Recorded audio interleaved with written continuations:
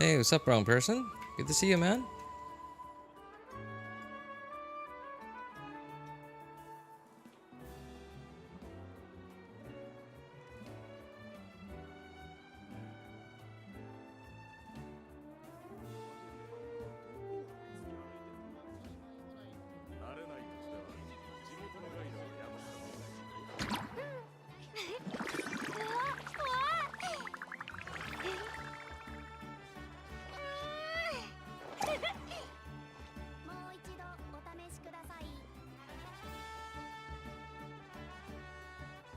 Math mock exam tomorrow? Me and my friend accepted our fate. That's alright. Hey, it's just a mock exam, right?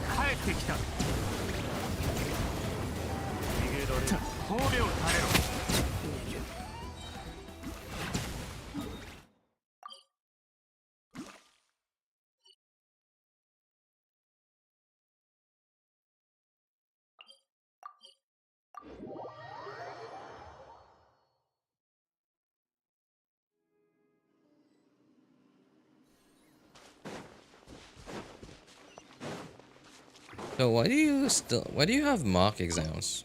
Why not just do the exam? Wouldn't that be the same?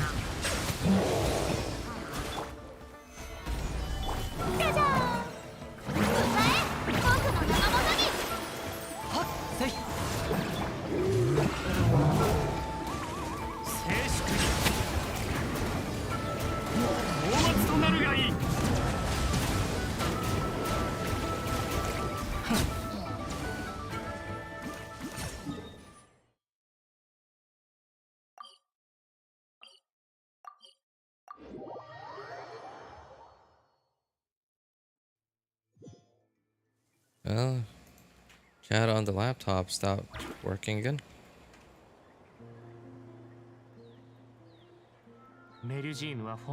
Hey, what's up, Mia? How you doing, man? What's up, Ice Bear? Hello. Physics homework bringing tears to my eyes. Hey,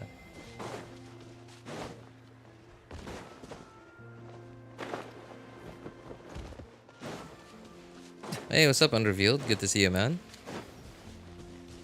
If I just do the exam tomorrow, I'm failing this year and retaking my year. But it's a mock exam, right? So, okay. Forgive me, but when I hear the word mock, I just think it's like a practice exam. Or like a pretend exam.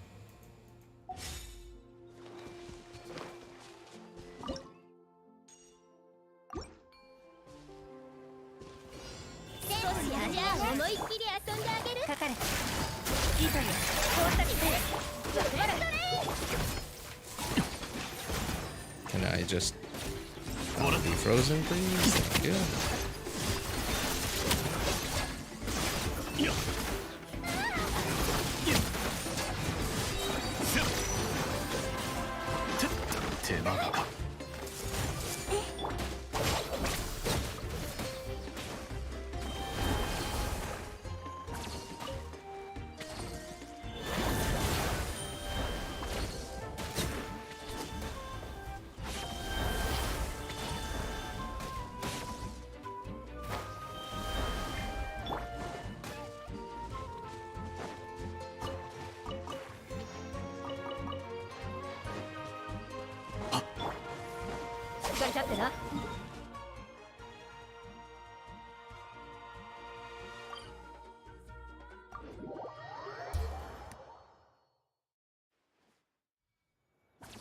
Man, why does chat on the laptop? It keeps breaking. Why does it keep breaking?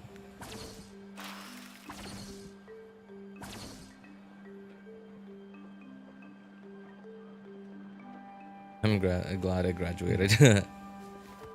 Speaking of graduated, how's life been treating you, Mia? You still have that job? The one that you had from like way long ago?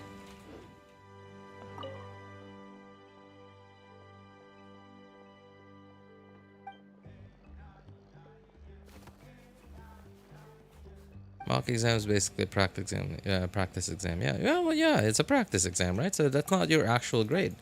So at least you'll know whether you're like well prepared already, or whether you're over prepared. Right. So that's a good thing. It's a mock exam. I'm assuming that's probably what its original intention is for, right?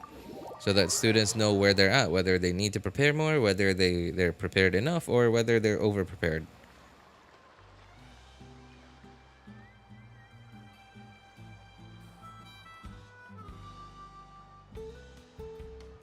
That's all right. It's been a long time in it. It has been.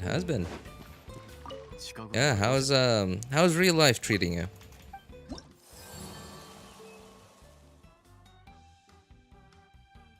Has real life how's real life? Sorry, I'm not sure. What is this? Oh, what? How do I?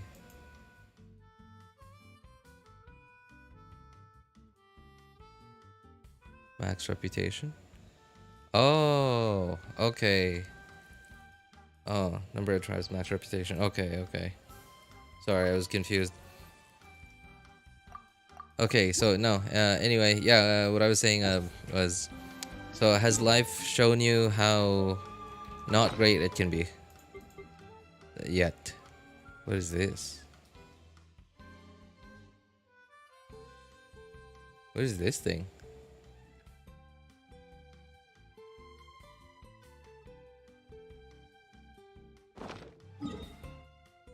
Came prepared. Prepared for what? Ice Bear?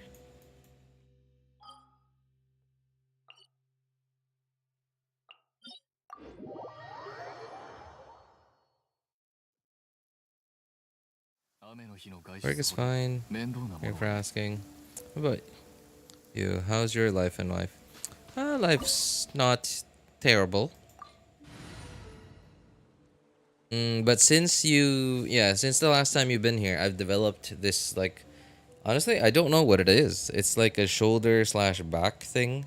Like, so over here in the Philippines, there's this, especially among the southern part of the Philippines, there's this thing that we locally there's, well, I don't know what to call it, a phenomenon, a physical condition. Yeah, I guess a physical condition that is a pretty common occurrence, and I don't know if the northerners or the people in central Philippines have their own name for this, but locally we refer to it as panuhot, and it's what it is. It's basically gases, or like some kind of gas, whatever gas it is. It's air or whatever, and it's either within your digestive tract, and that's when you get it's basically, it's called the same thing, panuhot.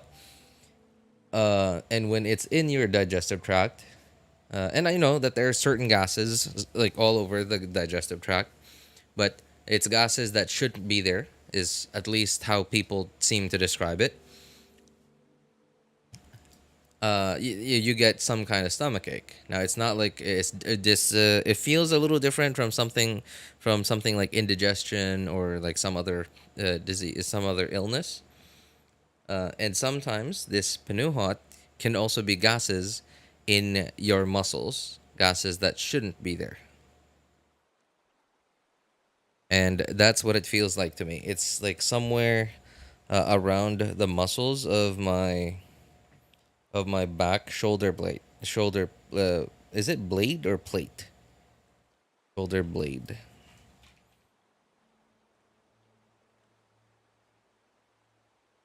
Yeah, blade, shoulder blade. And I don't know what it is. Like, so some people have been telling me that there's something wrong with my shoulder, and that's why like I keep getting the panuhot that I'm talking about. And I really do feel like there's some kind of injury there, but I don't do sports. I haven't like fallen or whatever, and I haven't strained my shoulder. And what it is I think if it is some kind of injury, it's because of just sleeping too much on my left side, right? Like, can you imagine that? Like, I'm not even 40. I'm not even 40. I'm not 50. I'm not 80. And I just got injured from sleeping the wrong way. Like, how terrible is that?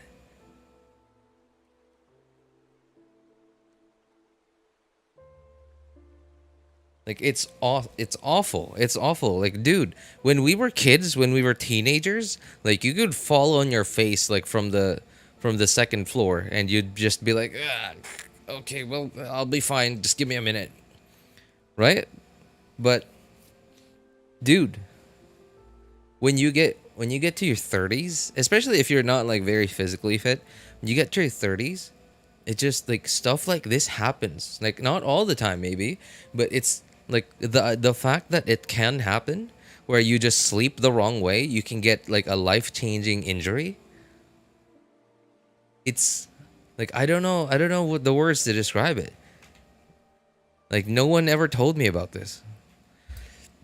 You need a consultation. Yes, I also need money to pay for said consultation. So, unfortunately, I haven't. I also wouldn't even know like how to describe the pain because like it's less of a pain and more discomfort. If I keep if I keep massaging it, the it will never get to the point where it's painful. Like if I keep massaging like the how do I explain this? So usually when you have this panuhot that I'm talking about in your muscles, and if it's like quite bad, you'll feel like somewhere around like where the panuhot is at, it feels like crunchy or like I don't know. That's the best way to that I could describe it. It feels crunchy. It feels like it's like something. Hey, what's up, Kat? How you doing? What's up, Mr. J? It feels like there's like it feels crunchy. It feels like there's like bubbles or I don't know how to describe it, but I know that that's what's going on in my shoulder because like all over my like the muscles around my shoulder blade feels crunchy every time I massage it. Now as long as I massage it every now and then, it will never get to the point where it's painful, but the discomfort is always there. Especially if I lean my head to the backward and to the left, and that's what really feels really tight. It doesn't feel painful, but if I lean it back far enough, it will get painful. But it's mostly just discomfort. There's like an ointment for your situation. Over here there's like people very often use something called an ointment. It's usually it's for adults or like for older people. It's usually like really is spicy the right word? Really spicy menthol. Like really spicy menthol. Hey, what's up, Sino? And locally, we refer to that ointment as the word I'm looking for as haplas. That's how we refer to it locally. But it's basically ointment, like menthol ointment. And yeah, I have been using that, and it helps. But as for the permanent issue, no, it's still around. And I truly do think that there is something wrong with my shoulder. Like, and I don't know. I might need an X-ray, or I have no idea. I don't even know where to start. And my problem is finances first. First of all, like, dude. Uh, okay. Here's my problem. I wanna consult a doctor. Cheapest doctor in my city for a consultation, $6. Wait, no, it's not 6 anymore. It's 8 now. $8. Okay. But then, what if they can't get it right? Like, what if their diagnosis is wrong? And then I'll end up paying even more for like laboratory tests, X-rays, whatever, ECGs, whatever it is, whatever lab test they order. I'll end up paying for all of that, and it doesn't help. Right? What if they don't figure out exactly what's wrong? That's my problem. Is I'm barely getting by already, and so I don't want to waste even a single dollar for something that I know isn't guaranteed, isn't a guaranteed solution. Bro, time to amputate. Time to amputate, dude. Oh my god. No, man. I can't imagine what my life would be like if, like, missing any of my limbs. I feel like that's all I got going for me. I'm not smart, I'm not handsome, I'm not even tall, or whatever. I can't imagine having nothing special about me. And also missing a limb.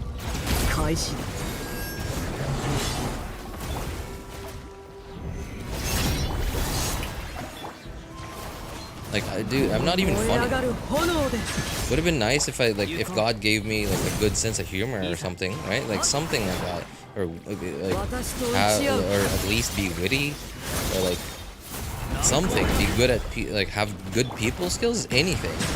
But no, no, dude, I got nothing. So.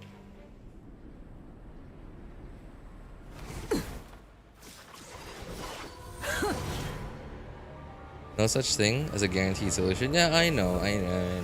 It's medicine. It's not like it's medicine. It's not like a wonder solution. It's not magic. It's not. It's not what's it called? Essential oils, where one bottle of essential oils says that it'll cure everything. Like from muscle aches to cancer.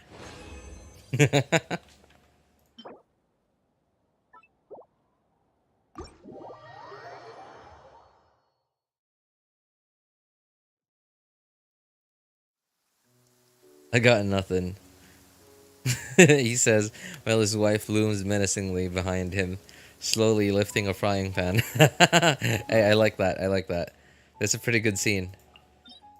Pretty good scene for an anime.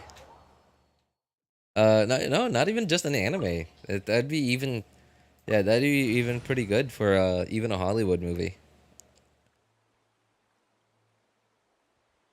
Baiju's chi attack is the chi attack.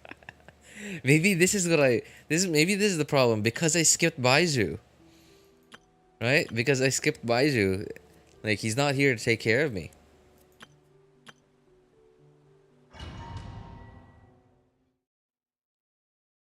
I got a 52 CV feather and lost all my luck with artifacts. Okay, I thought that was going somewhere good, but I didn't expect the U-turn at the end there. Don't worry too much about the doctor screwing up. Just try to find a competent one. Yeah, that's the problem though, is like, I live in, okay, it's a city, and it's a big enough city that like most what's the word I'm looking for? Most important necessities are here. Like it's not so small that I can't even buy a laptop here for work. Right? Like it's a decently sized city. It's got like most of the important stuff that you like people would need in a modern age, but it's the kind of city where like almost all the luxuries of modern life are available. But they're slightly they're like half as expensive. No, not half as expensive. They're like 50% more expensive than they would be in like a big city because of like, you know, logistics and stuff and import fees and stuff. Right? That's the kind of city I live in. And the problem with cities like that is generally some of the there's what's referred to in referred to as, what's the word, brain drain in economics. Brain drain meaning like all the talented people, all the people that actually get smart enough and competent enough to deal with like the hardest problems that humans face, right? Like I'm not even like looking to go to the moon, right? I just need a solution to this shoulder thing. All the doctors that I think can properly diagnose this are not here. This is the type of city where there's no opportunity for people like that, and therefore I don't really think there's a doctor in this city that can properly diagnose this. Real talk, just walk it off. I've been walking it off for like 2 months now. I have been walking it off for like 2 months now, and it's just not going away. So yeah, I feel like I don't know what to say. Like for the last while that people ask me how I am, like I want to say I'm good because like I'm not dying, like none of my loved ones are dying, so sure, great. But like I feel awful all day, all night, 24/7. As long as I'm awake, I feel this. And I can't even lie down on my left side anymore because of this.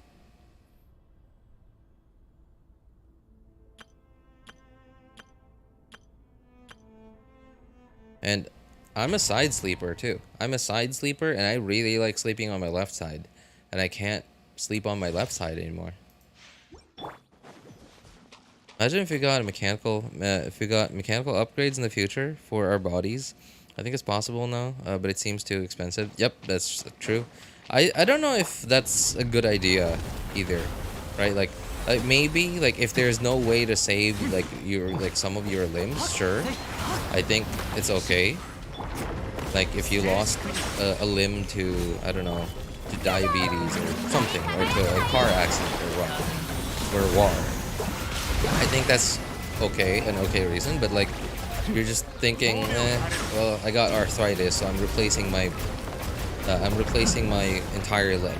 And technically that is already happening now, right? Like some people who have like severe arthritis get their get their, well, what's it called? I don't remember the name, but like I think it's the knee. Yeah, they get their knees replaced with titanium.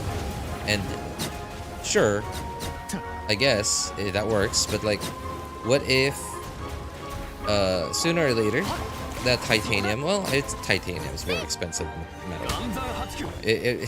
I think it'll probably outlast our body, and like that thing will last for like thousands of years probably. But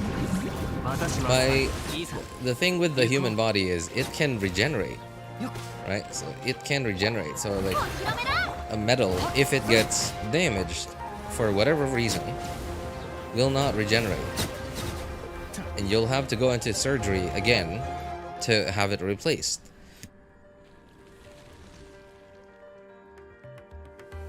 Need to buy some lubrication for my arm instead of lotion. Yeah, like, and I think it's possible. It's entirely possible that a future like that exists. whether it exists for the masses, just like in like movies like Cyberpunk or sorry, movies, video games like Cyberpunk or what's the movie one like with Ryan Gosling in it? Cyber something, Cybertron, whatever it's called. Um, 2044 or something.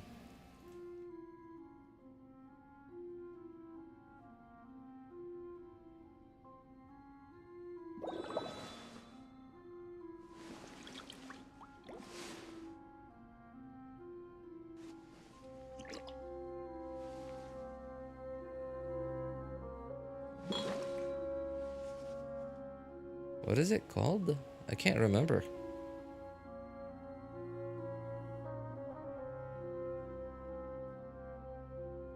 There's like this futuristic, like sci-fi movie with Ryan Gosling in it. Oh, 2049. Blade Runner. Blade Runner. There you go. Blade Runner 2044. Like a futuristic, like sci-fi future like that. Or not even that. What was that? Alita? Battle Angel, I think? Like, hang on. Yeah, like a world like that, right? Like, where people basically just like slowly replace like different parts of their own bodies as sort of like upgrades.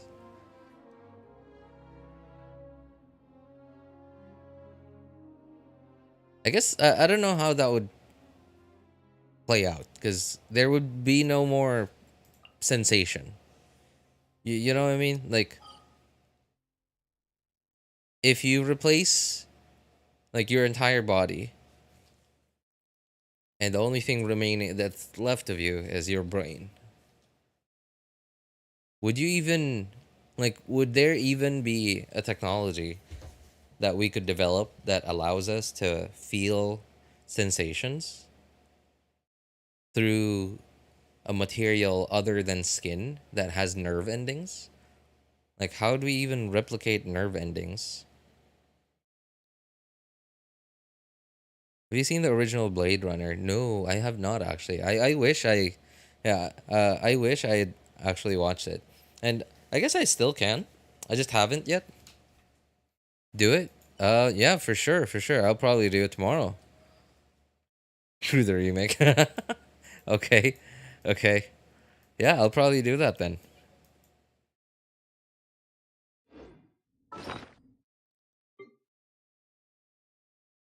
Okay, I think I should start using my resin starting today to pre-farm for Arlecchino.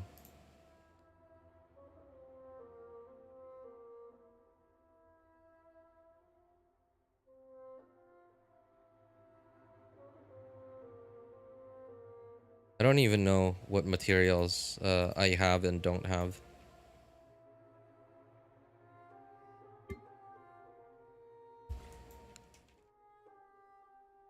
55, 5501, oops, 01, above 10, okay. Wait, what? 2055, there it is. Sorry, I'm taking inventory of the materials I got. 33, 268, 2543. And all right, what flower?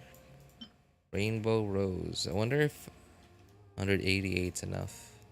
Oh, that's good. Okay. What boss is this? Fragment of Golden Melody? What boss is this from?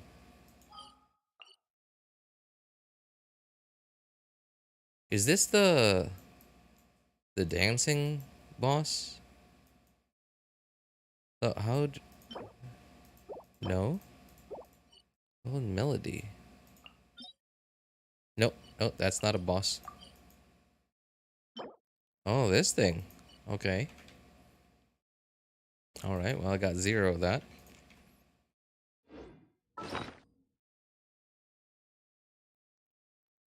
In VR tech, they try to replicate sensations. Oh, wait. There was another movie about that, too. One with Bruce Willis. What was the movie called? It was a Bruce Willis movie.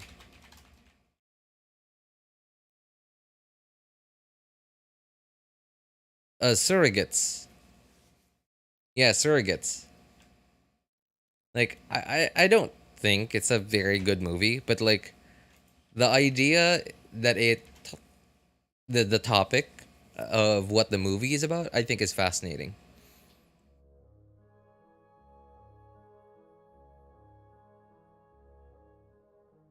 If you have the time, the book it's based on is a good read. Yeah, sure, it's a good read, right? Sorry, reading's not my thing, dude.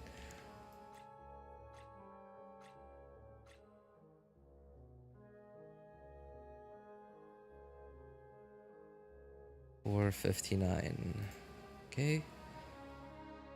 Teachings of Order. What do these things look like? Scrolls that have X's. Yeah, there it is. Oh, what? Philosophies. Okay.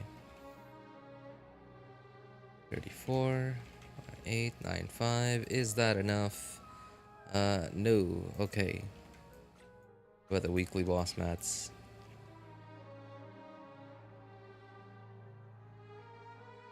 10, 18, and...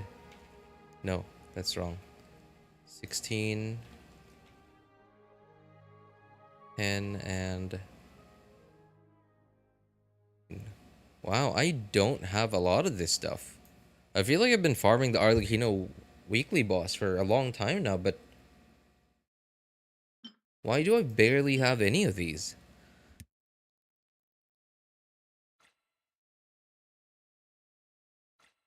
What is wrong with weekly bosses? I've been farming that thing for like months now, and I barely have any of this stuff. What is this?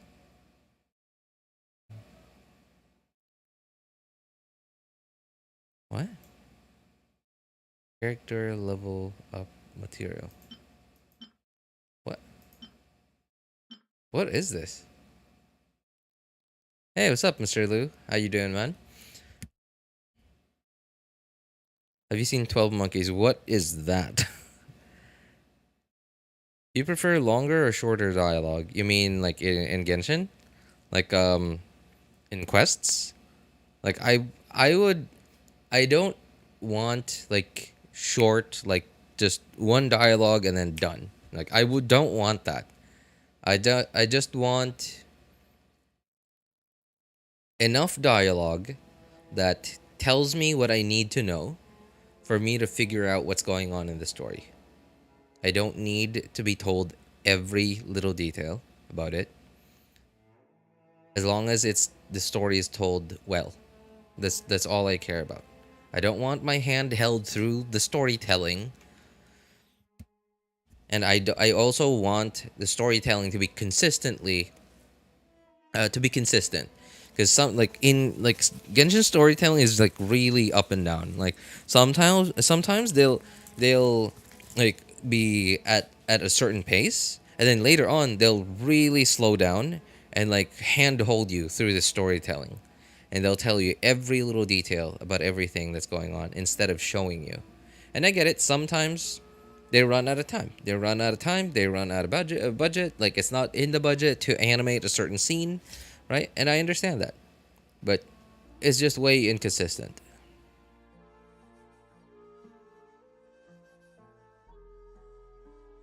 I was thinking to pull for Kinich, but then I realized the only Electro I have is like, oh, okay. Well, I mean, I guess they could work together, especially if Kinich scales off of attack, which I doubt because he like so far a lot of our Dendro characters scale off of EM. A lot of our Dendro damage dealers scale off of EM, so or at least like mostly scale off of EM, like Alhaitham for example, and Nahida. But if he scales off of attack, then maybe.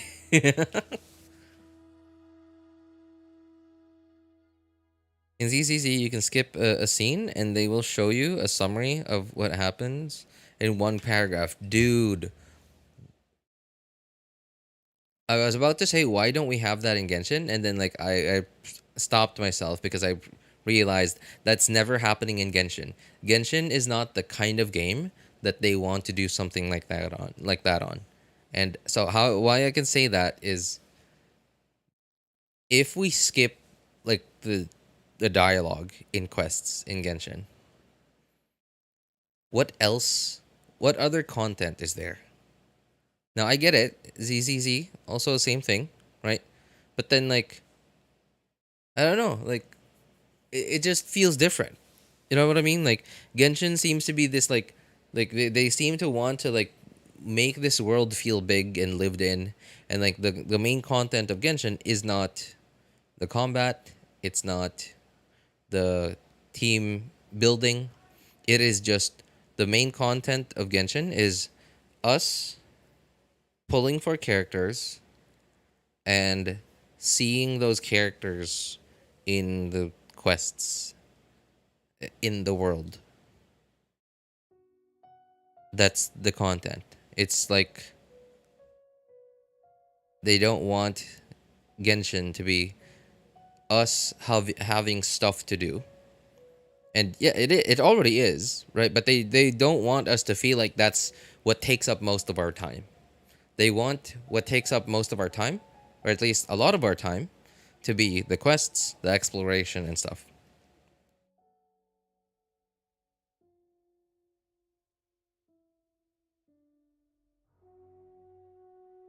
Oh, you going to bed, wrong person? All right. Well, hey, yeah, get some rest, man. You have a mock exam tomorrow. Good luck, man. And don't panic. Just relax. It'll be fine. Good sci-fi? Oh, what movie? What movie? 12 Monkeys is the only Bruce Willis movie where I actually liked the writing. Really? Can't think of any other Bruce Willis movie that was actually good. So, what's the Brad Pitt one that you're talking about? Is it the 12 Monkeys? He's also in 12 Monkeys? How did I not get a single Electro and I'm AR 56? Well, they're most of the other Electro characters are limited 5 stars. So either you just got really unlucky and you lost 50-50, like every time you tried, or you just didn't pull for anyone. Okay. Alright, so it looks like, what day is it today? Monday. Okay, no. Alright, so it looks like I'm using my resin for World Boss, which, there.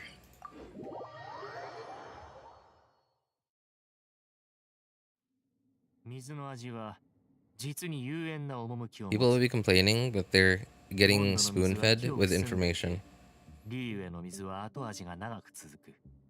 Yeah, and like that is my biggest gripe about Genshin storytelling is that, well, I guess not that I'm being spoon-fed. Like if I'm gonna get spoon-fed, I would expect to be spoon-fed the whole way. And like and then like because every now and then it's just so like it's just so stupid that I'm getting spoon-fed, spoon-fed, spoon-fed, and then all of a sudden find the objective. Like, you know what I mean? Like sometimes they'll tell you exactly where to go, exactly which NPC to talk to, exactly which options to select, and then all of a sudden, find the objective.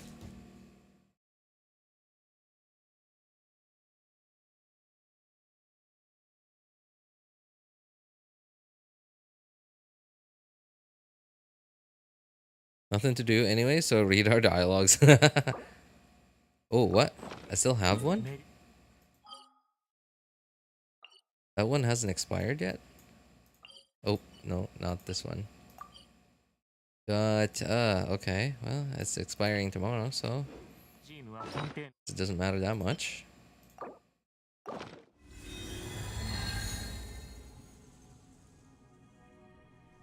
How does this thing work again? I don't actually know how this boss works. I'm gonna do an overload team against it. I feel like that should be right.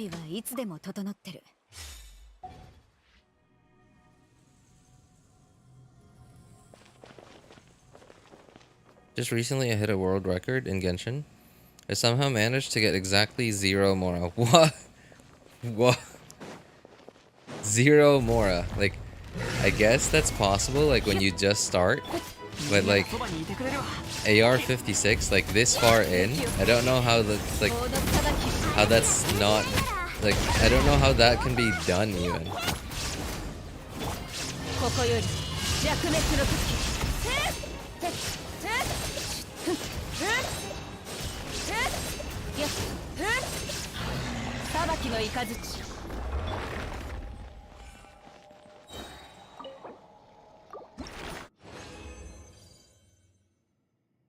Mora drains really fast in late game.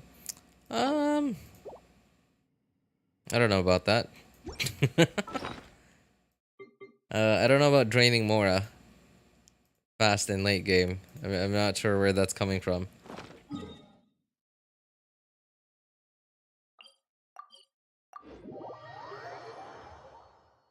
Especially if you shop around. Shop around?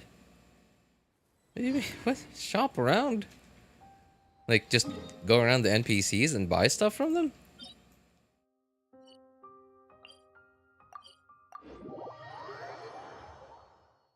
It depends if you build all your characters. Well, I wouldn't say I've built all my characters.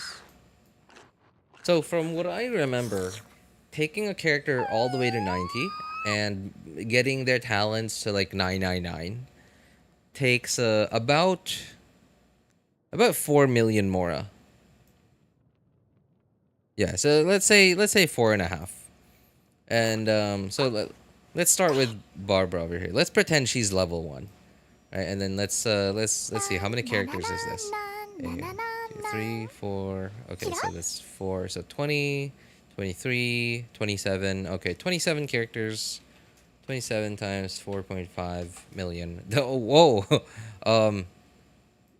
Okay. Well, there goes my 121.5 million. Jeez. Because I wasn't paying attention? Oh, dude.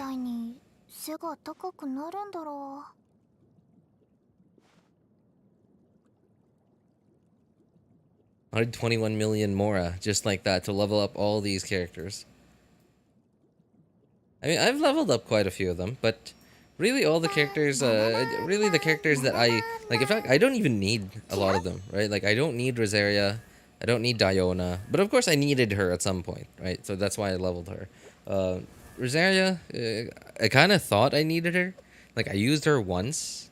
Like, oh no, I wouldn't say I used her once. Like, I used her once. No, I needed her once, and then I leveled her, and then I used her for that one time that I needed her. And then ever since then, I kind of never needed her. I don't even remember when I needed Sucrose.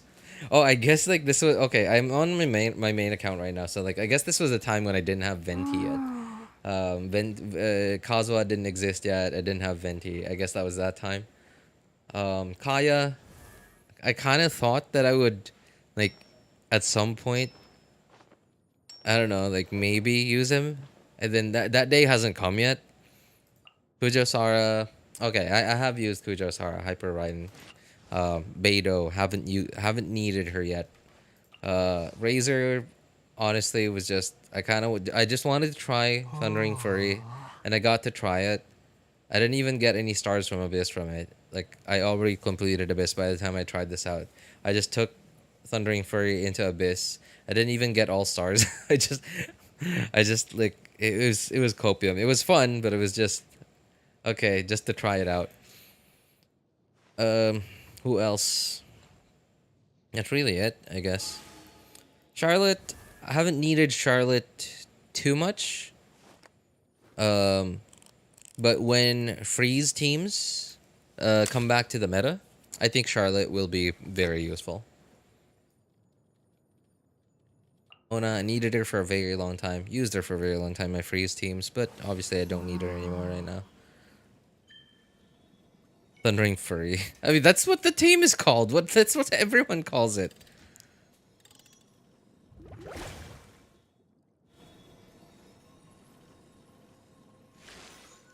ENVAs in Hoyo are very controversial. That some are getting fired, and Hoyo posting teasers or trailers in Japanese dub and English channel of the game. Really? Okay, I haven't seen these Japanese dub the character trailers on the English channel yet, but dude, that's alarming.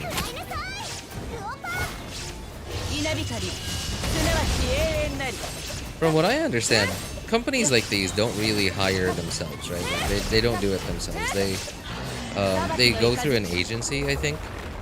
Because I don't know, I think it's just way too much work for a company to do it themselves, especially because it's not something they're a game developer, right? They specialize in developing video games, so they don't specialize in hiring VAs, right? So like, wouldn't the easy solution to just switch to a different agency? Why did I go to the domain?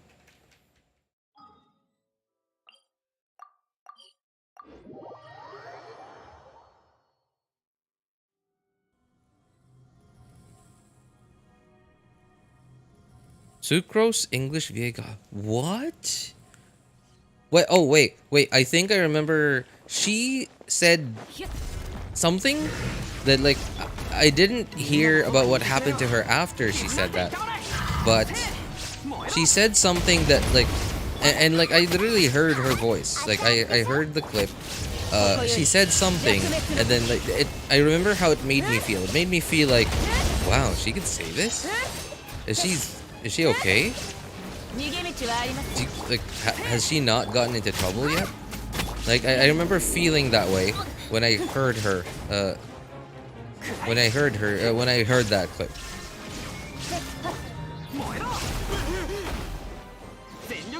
She's just, oh my god.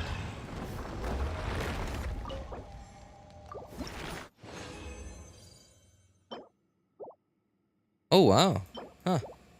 That doesn't happen every day. You got 4, very nice. 25 hours from now, okay.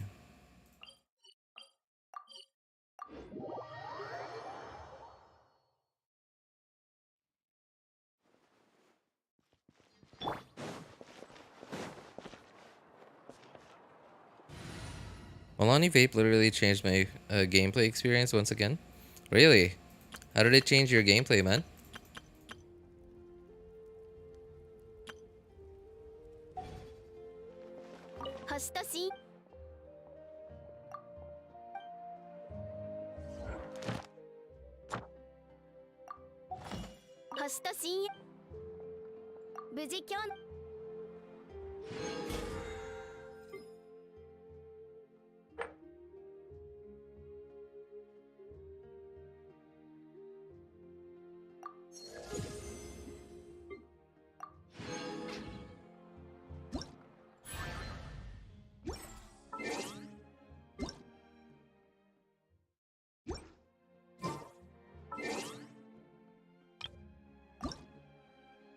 Name card.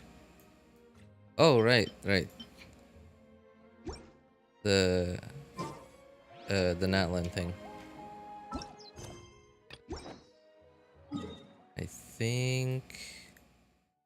Yeah, I think that's everything for this account.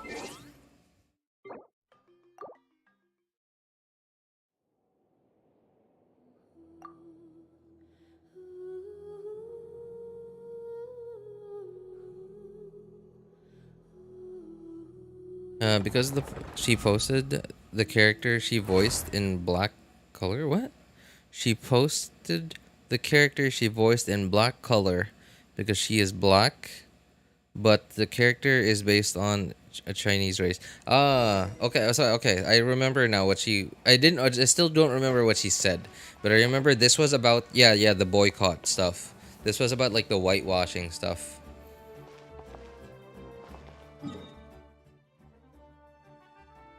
Dude.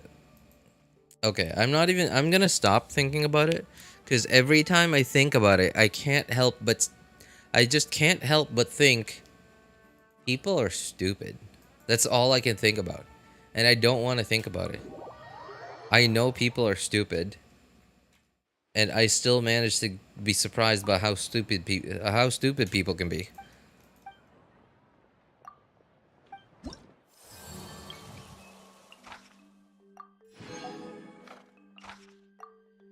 Oh, come on. I can't even just click here to find it. So no. What is it called? What is it called? Kakahuatl. Alright. Kakahuatl. Let's go get some Kakahuatl, guys.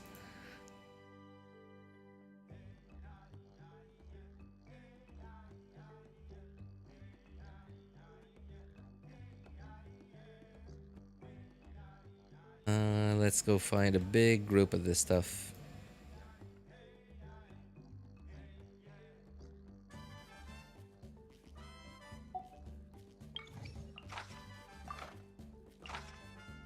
Pyro, Hydro, and Dendro.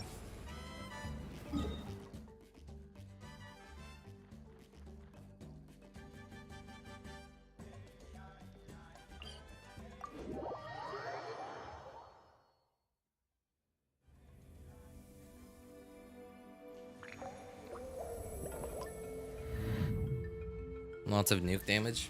Oh, she is a nuker. Yeah, like, honestly, I wish they'd made like something about Mualani's animation, something that makes it feel satisfying. Like when the shark bite hits, like there's just no feedback. It happens, and then like there's no movement, there's no like special animation or even a sound cue. That I mean, like there is, but it just doesn't feel as impactful as it actually is. And like I wish it was, because it would make it feel so much more satisfying to play Mualani.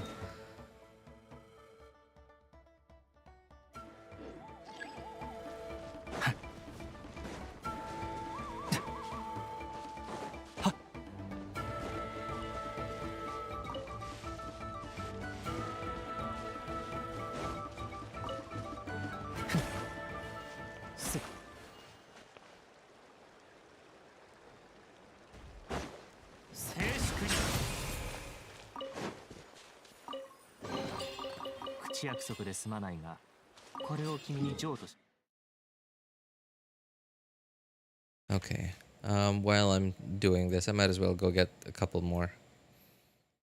Let's find some that are pretty near teleporters.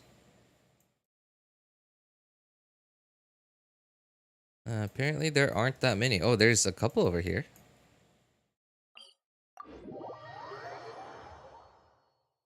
You play on a gaming PC. Well, what's a gaming PC? I mean, I play on a PC. I don't know if it's a gaming PC.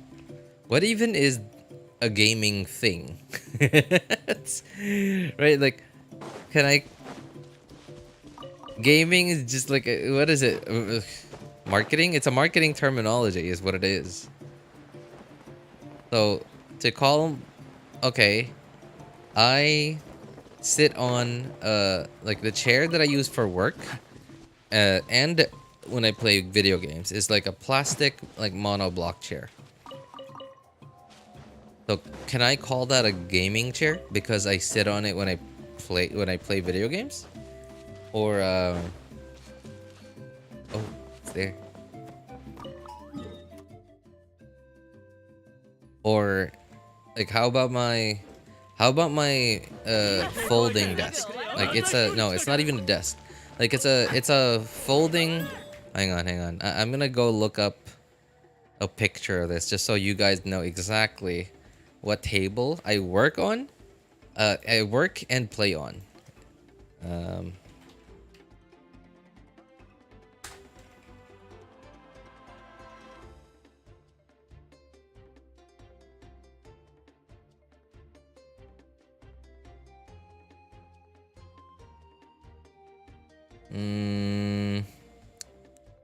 No, those are way nice. Wait, what about this? No.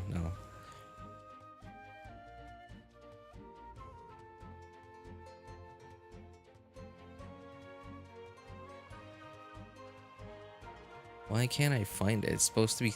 Isn't this supposed to be simple? Oh! Is that it?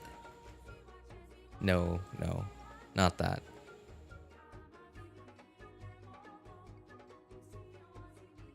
Oops.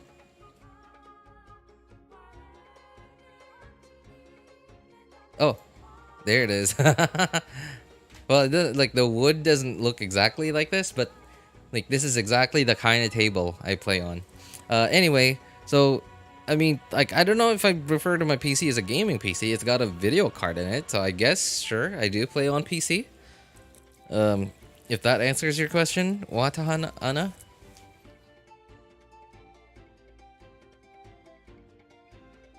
I think that'd be a pretty awesome gaming chair. What do you mean? Plastic, okay. Plastic, okay, monoblock chair. Alright. Let's see. So not exactly this one. Let me see if I can find the exact one that I use. And by the way, have been using. Oh, this thing. There it is. There it is.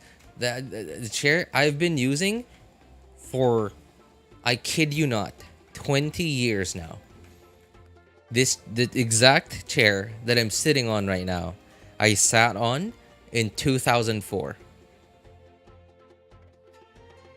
Like this exact chair, not the model, but this chair, this exact chair, this material, this plastic, this exact chair that I'm touching right now. I was touching and sitting on and doing all the other stuff a gamer does in 2004.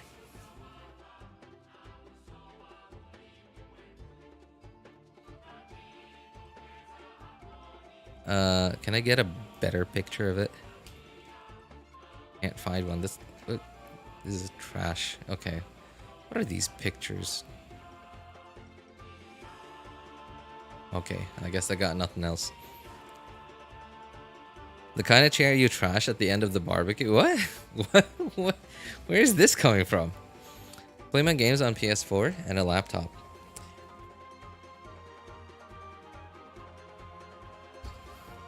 That's a fine gaming chair, chat.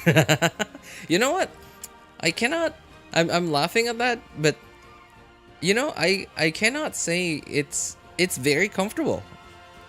Like, it's not perfect. Like, okay, so when I was much younger, it was like the size was awesome. Like it's really big, it's really comfortable.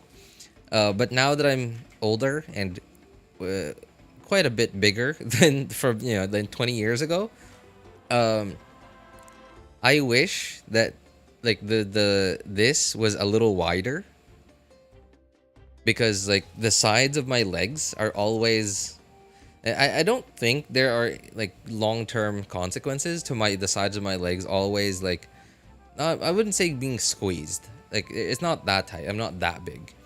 But they're always just... I don't know, like this thing over here and on the other side is always applying a little bit of pressure to both sides of my legs. So I wish it was like either open, but if it was open, I understand that it wouldn't be as sturdy as it is, because like it's the design is that makes it really sturdy, as well as the high quality plastic as well. But yeah, I understand that, and yeah, but it's not perfect. But like somehow the shape of it, it's just shaped really well for like a sitting for a very long time kind of position. Fat legs confirmed. Oh, you know what? Speaking of like fat legs, so I guess my upper legs are... I wouldn't say they're fat. Honestly, I think my legs are way thinner than the rest of my body.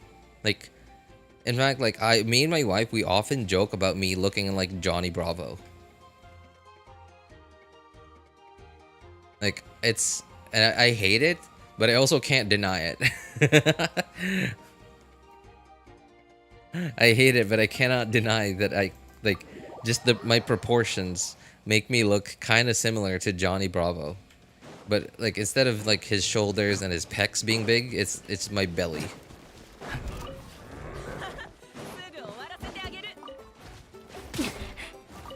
I'm like a mix of Johnny Bravo and Santa Claus. Where's all this stuff? Why is there so much on the mini-map, but there's like nothing? Oh, there. Okay. 2. Okay, that was 3. Where's the rest of it?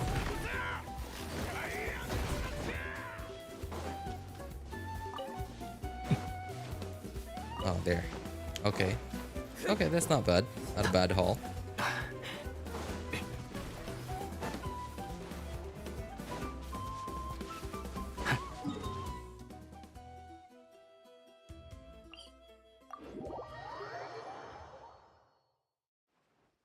I've seen so many of these get destroyed at parties and festivals. Really? Dude. Okay, I mean, like, in the kind of economy where you're at, I could see why. Because, like, this kind of chair, the kind of chair I'm sitting on, is cheap relative to the economy where you're at. But over here, this is actually like, I wouldn't say the most expensive like monoblock chair you could have, but it's definitely, you know, quite a bit farther from being the cheapest.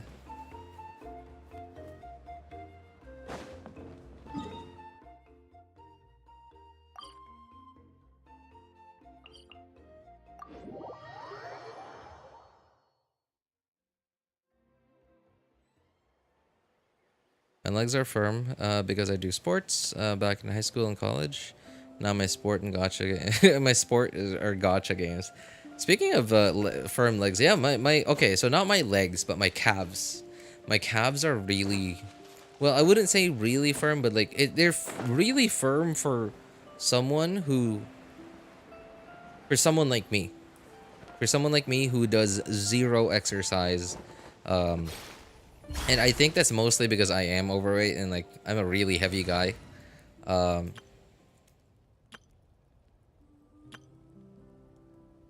Immune to hydro. Yeah, I'm a really heavy guy, and I guess my calf muscles are, I don't know, like I guess they're toned because I'm so heavy. So whenever I move around, like my calf muscles are being worked a lot. Razor birthday art is crazy cool. Really, I don't think I've seen it yet.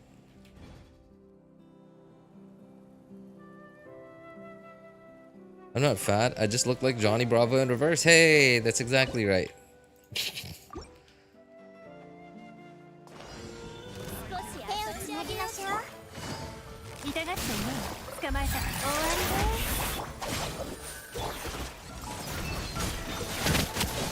Get in the water.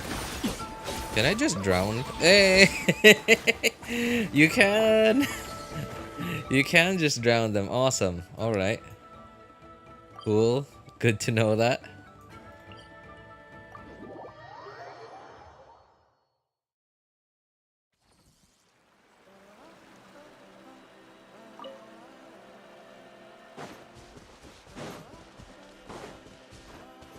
Oh, what is this one immune to? Pyro. Yeah. Alright, the Dendro team should be fine.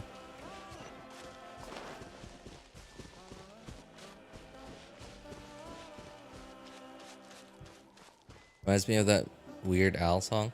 Dude, I'm kind of confused. Like, I know that Weird Al he's famous, but like, I'm kind of surprised why that he's as famous as he is. Like, I know that he's famous, but like, I didn't know he was this famous. That like almost everyone I know that's on the internet knows about it. Like, in fact, the only Weird Al song I know of was like, dude, I don't even, what even was the title of that song? Na na na na na na na na na. Oh no. It's like a parody of that, like of Raiden Dirty. White and Dirty, I think, is what it's called. White and Dirty. Hang on, Weird Al. Yeah, no, White and Nerdy. There you go, White and Nerdy.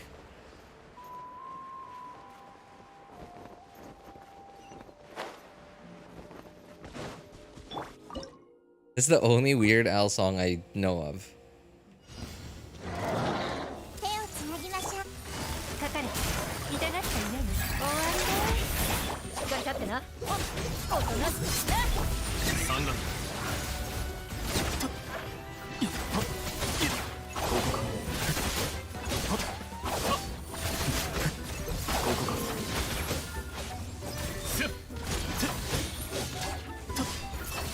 Oh my god.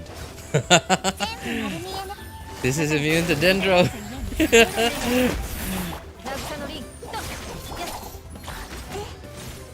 Okay, well, at least Yelan's here.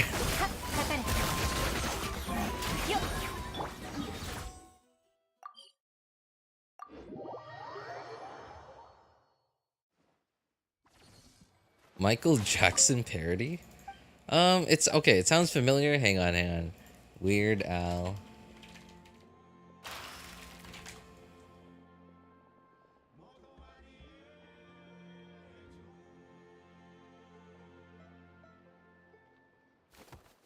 What's it called?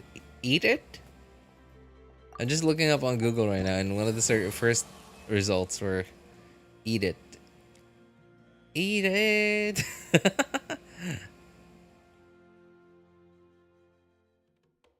Wait, 1984? Wait, how old is...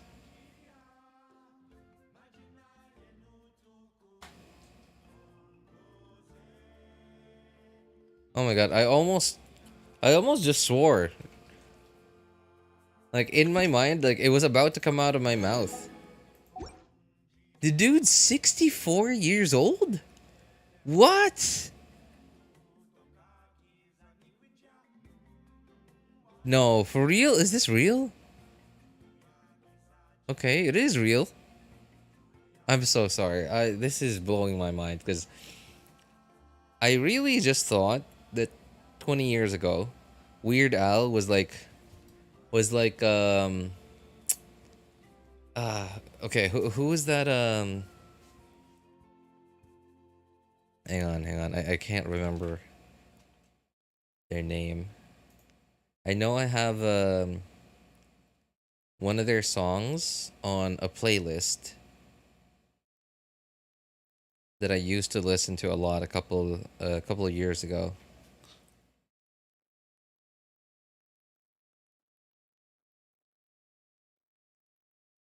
Baby No Money. Okay. Baby No Money. I really thought that Weird Al was like Baby No Money for like 20 years ago. Like I didn't think that he was Baby No Money, but I think he was like what Baby No Money is now. Like a guy in his 20s that's a white guy in his 20s that's like he doesn't want to compete with like all the black hip hop dudes. So he's just making parodies and making hip hop songs that are parodies of other stuff. And like I really like dude, I'm so this changes everything.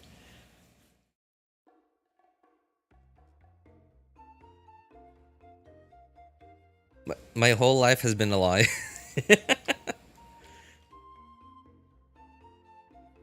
Hey, what's up, Ems? Good to see you again, man. I remember I got Kazuha's signature weapon by accident. I just C6 my Lynette, and now I'm turning her into a... excuse me? Well, Freedom Sworn is not a DPS weapon.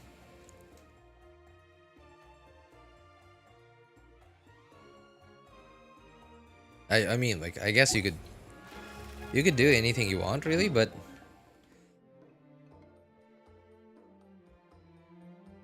It's just not the type of weapon that people use to make a DPS.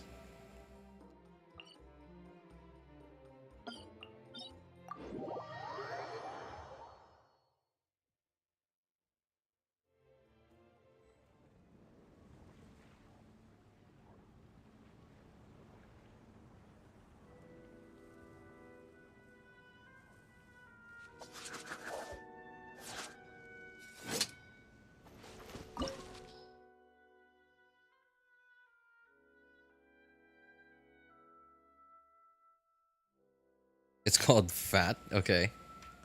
Eat it. How many parodies of Michael Jackson does he have, man?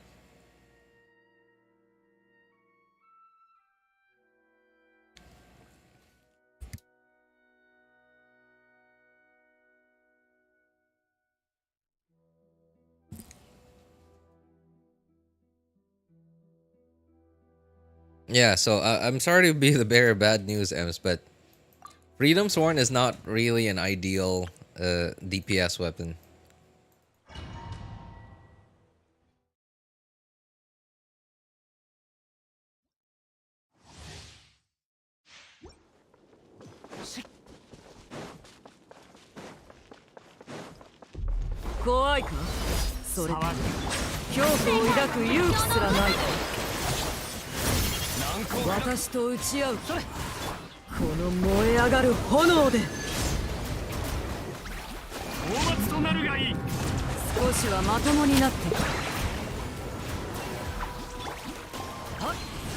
Oh, come on. 破滅の時のカウントダウン開始だ。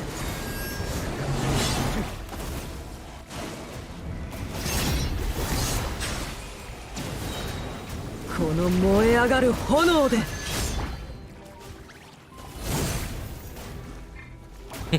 Just random thought just came to mind.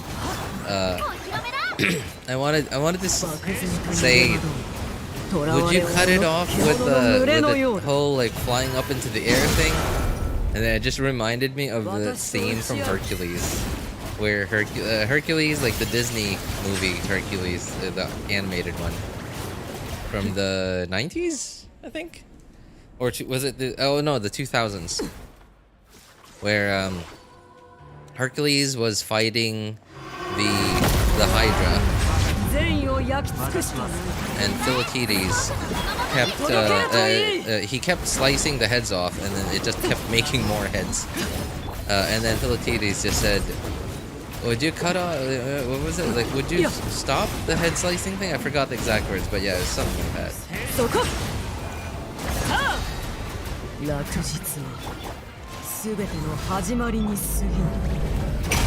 I get that. Like, I'm a little bit confused, by the way. Like, most people that I hear talk about that movie, Hercules, like the Disney Hercules movie, almost everyone online says it's a terrible movie. Cause like, but I don't know. Like, to me, it's okay. To me, it's okay. In fact, I actually kind of like it. I guess it's probably because it has something to do with Greek mythology, and like because it's a Disney movie, and you know the thing with Greek mythology is kind of gross, and all the Greek gods are kind of awful. So them being depicted as good people in that movie, I think, is why most people online say it's a terrible movie, because it's so inaccurate. But I don't know, I like the movie. I liked it when I first saw it as a kid, and I like it even now. In fact, I watched that movie again last year. I think I watched it with my son.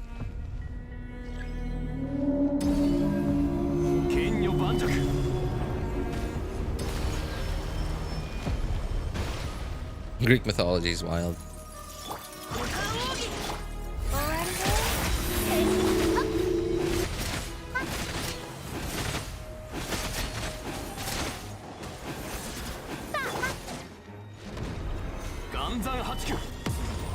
That's why Kratos is always angry. Why is he always angry? Is it something that Zeus did or something? I don't know much about Greek mythology. I just know that like Zeus is awful, and like I don't remember any of the stuff he's done.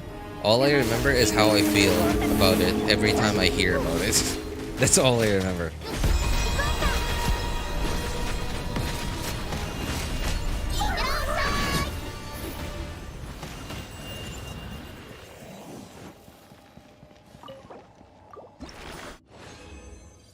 because of the Greek gods. Ah, I see. I see.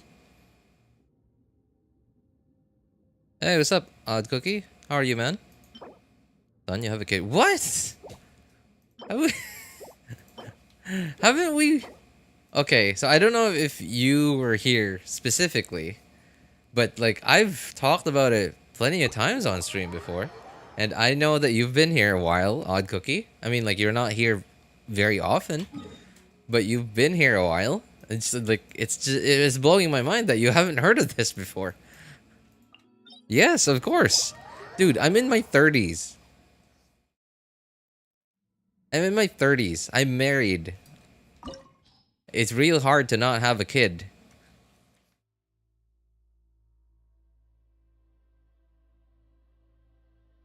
I was 15 and going, they did what when the husbands were aways? Oh, oh wait, like when you heard about Greek mythology? Learn about and some vile stuff in myth class? Oh my god.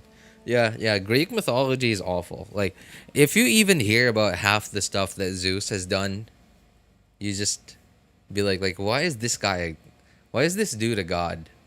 Like, what did he do to deserve to become a god?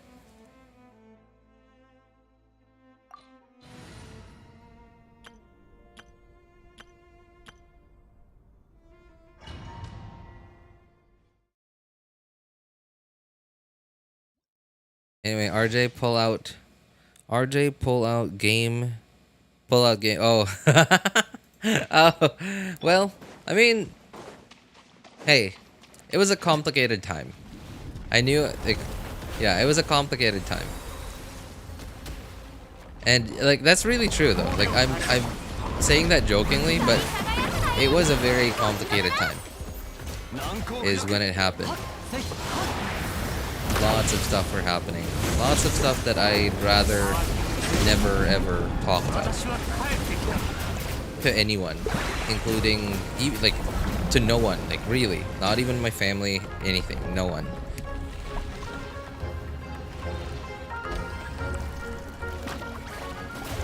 This is the first time I've heard of it. Oh well, hey, welcome to the club, man. It's not really something that I ever hide.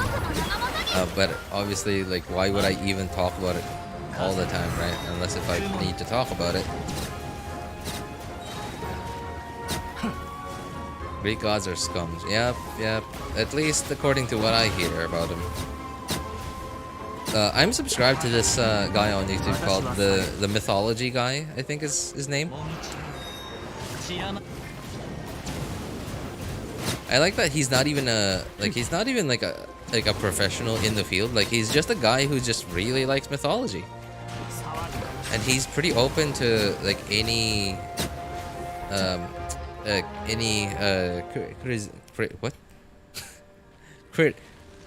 criticization. What? Oh my god.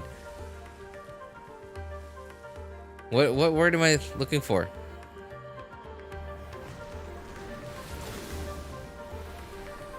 Criticization?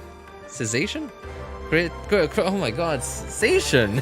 Criticism! Oh my god! What? What? Criticism, thank you. What's going on there? It's such a simple word. It's not a word that I use every day, but still. Wow, criticization!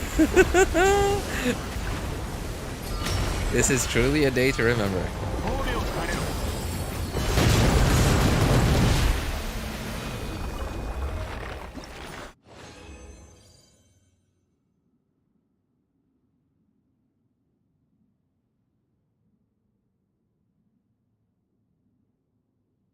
I'm gonna wash up before I say too much.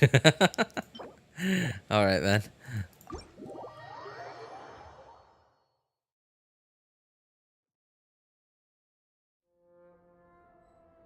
Dude thought you a cave dweller playing Genshin. Well, I mean, you know, it's literally what I'm doing right now, so it's not wrong. Alright, gonna have to keep track of some more stuff on this account because I'm going to be using my resin on this account to pre-farm for Arlecchino as well. Arlecchino.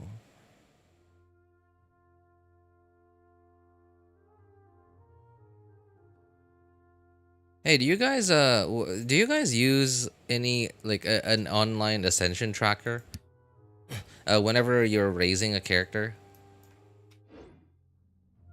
And if you do, which ascension tracker do you use?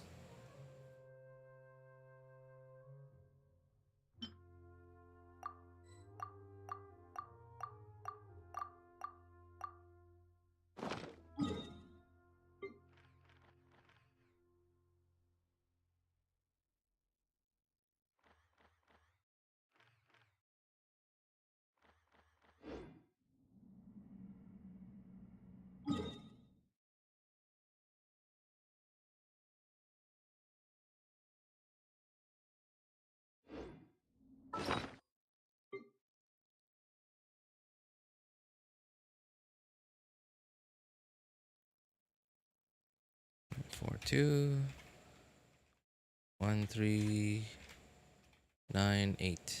Okay. All right. Let's see. Our Fatuya drops 51 293 2795. And what is this thing called? Rainbow Rose 150. Oh, that's not enough. Pyro stuff. Okay, we got 2 182 560. And order. Okay, there it is. 39 142 130. Wow, why do I have so much of this stuff? I don't ever remember farming for this.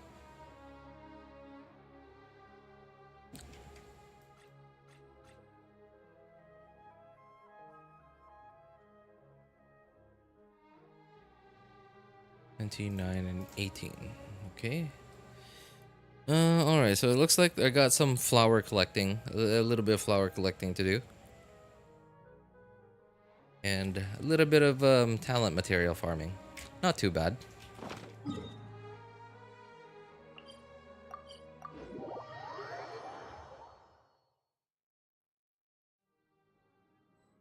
The secret is controlling your breath.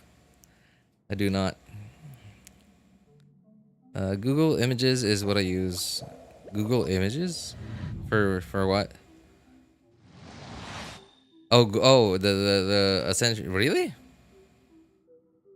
So, like, how do you... No, I mean, like, do you not use any tools to, like, keep track of how much you have and how much you need to keep farming for? You can use the Genshin tools in-game? Genshin in-game? What Genshin tools? Oh, you mean like this thing? The training guide thing? I guess? Well, I don't know. Like, it's kind of all over the place. Like I like the Ascension tracker I use because I can see in one glance what stuff I need.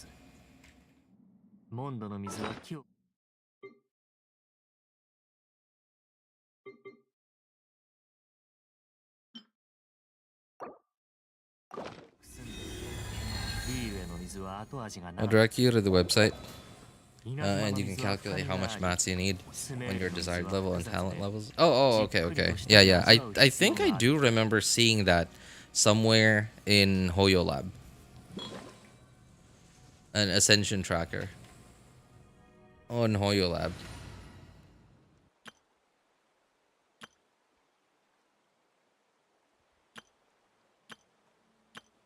I don't know, like, what team would be good against this guy? Like, I know that it's a Geo shield, right? So, like, it would stand to reason that Geo would do well against it.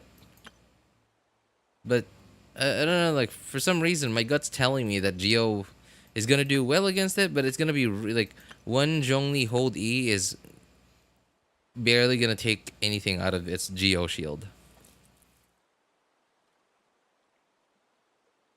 Well, I guess we won't know if we don't try, so we'll try.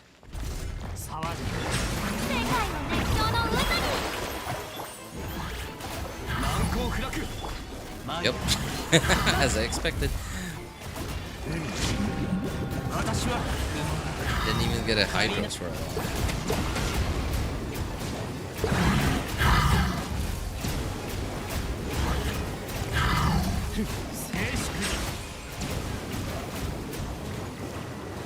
Okay, Nivelech seems to do quite a lot better. Well, maybe not better, but seems to go through quite a lot faster than my Rational team.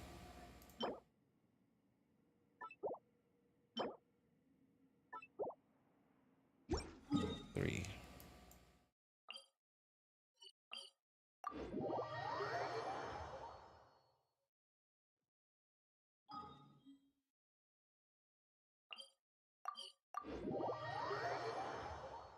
Enhancement progression tool. It's in the game, but not in the game. What? It's in the game, but not in the game. But just to redirect you to the website. Enhancement progression. So how do I... Where is it then?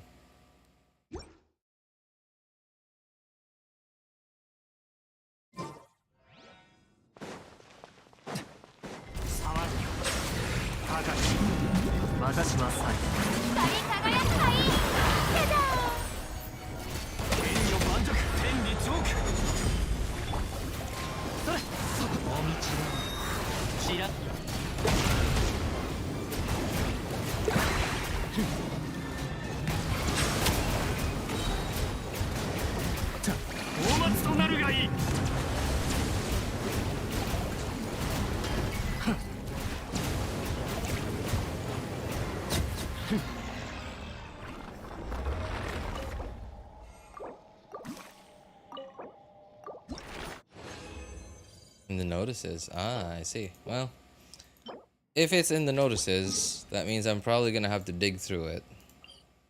And I'd rather just... Okay, the thing is, like, the Ascension Planner I use is... So it's a browser one. It's a browser-based one. So I just have it bookmarked. And I just, like, open Chrome, and then there it is.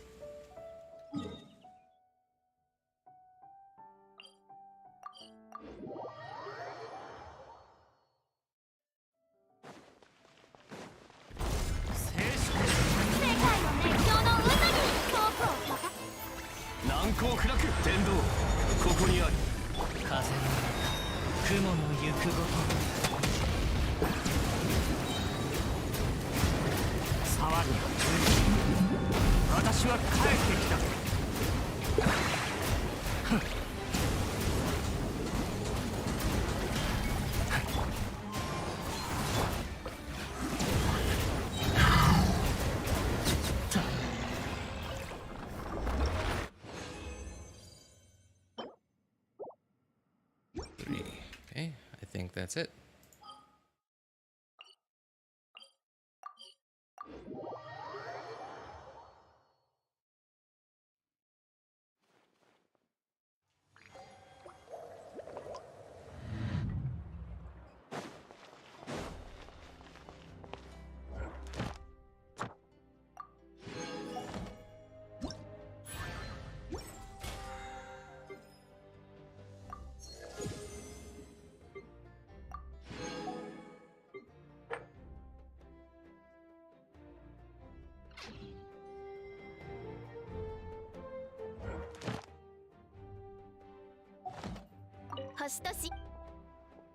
The digging is not very deep in the notices.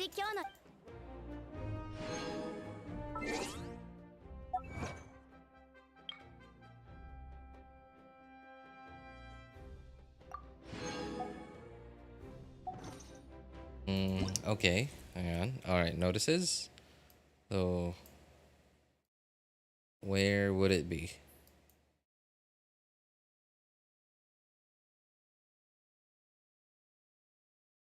Is it this thing?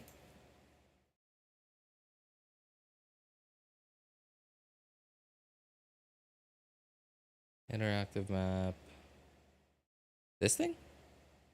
Character, no, those are build guides. Hoyo Wiki. This thing? You mean this thing? Progression calculator. Okay. Well, let me show you what I use. So this, oh, okay, there. So this thing, this is what I use. So I just, okay, open that, and then it's here in my bookmarks. If I could just find it. No, that's not it. There. And then there it is. I have it bookmarked.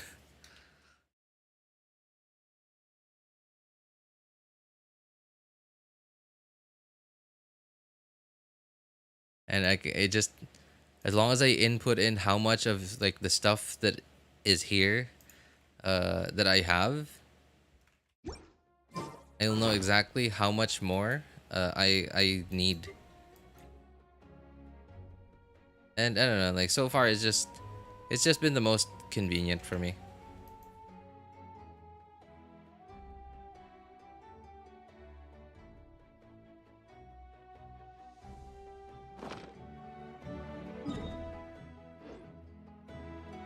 I've been using it since the very beginning, honestly. Since I've been playing Genshin. Ever since I started tracking my characters, my character ascension.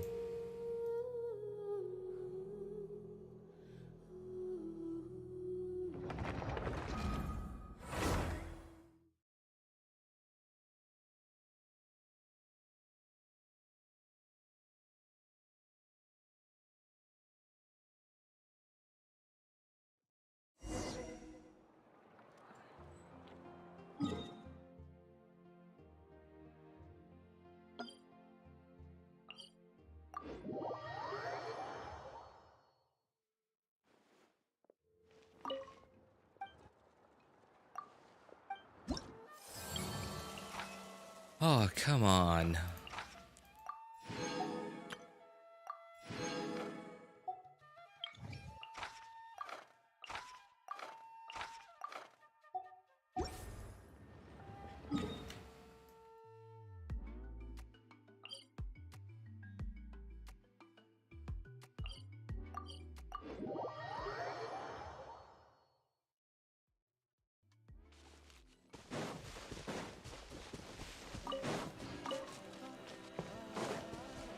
Hey, you guys have heard of a game called 7 Days to Die? Just the same with the Genshin one. Ah, I see. Yeah. Have you guys heard of a game called 7 Days to Die? I kinda played it, and then like I just learned the very basics, but it's just not fun to play it alone.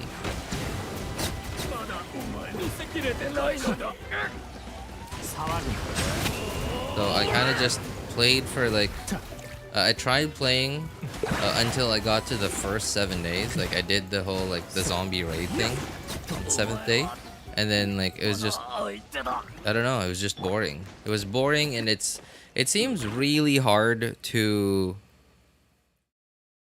It seems really hard to like get everything ready for every 7 days if you're playing alone. Unless if you know exactly what you're doing. Unless if you know exactly where to look for, exactly what you're looking for, and where to look.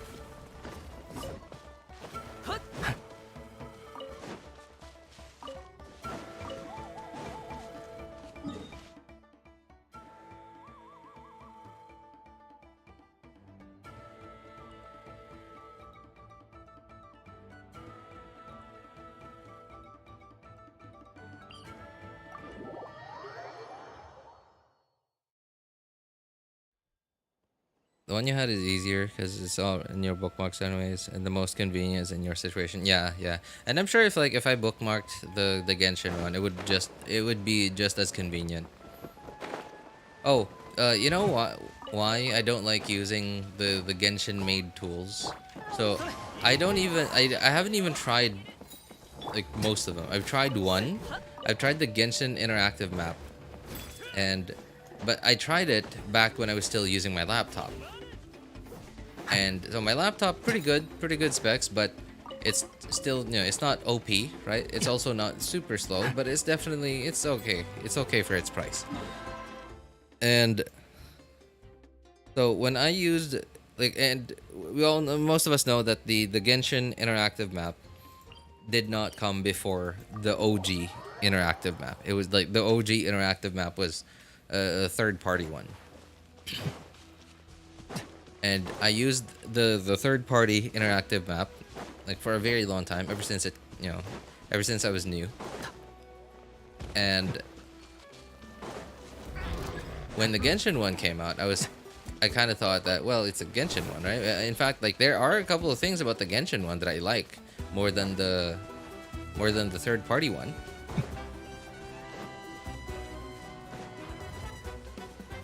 But when I used it on my laptop, the Genshin one just kind of felt, because my computer isn't my laptop isn't like really high powered, so I can feel the difference in performance and how heavy certain things are, like certain apps and programs are compared to one another.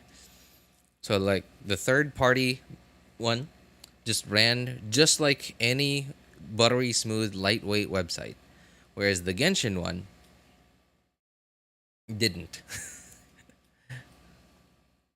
All I know is Left 4 Dead and Left 4 Dead 2. Oh, that's alright, man. So I need a tour guide like Kyo or Kim Dao. Finally done collecting all 5 elixirs available this patch. Dude. So, okay.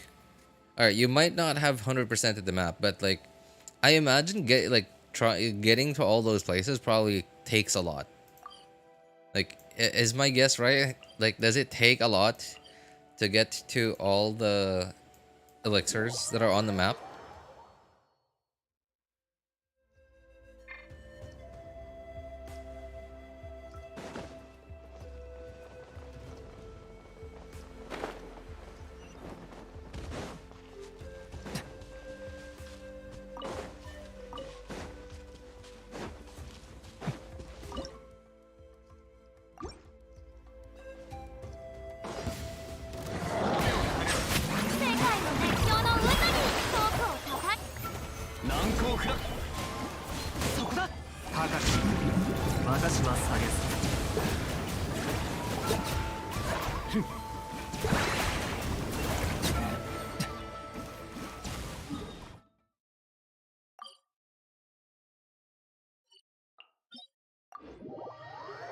+70 in all areas. Nice.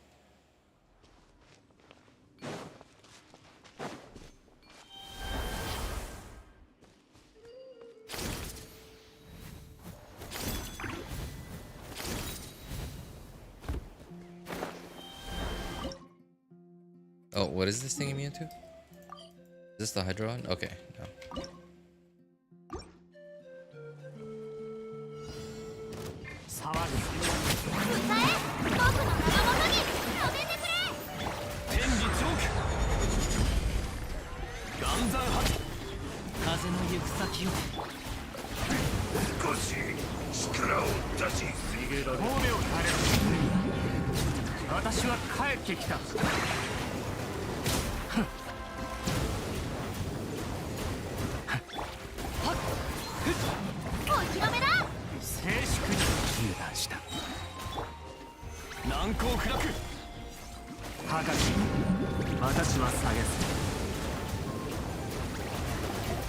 Why am I only doing 10k?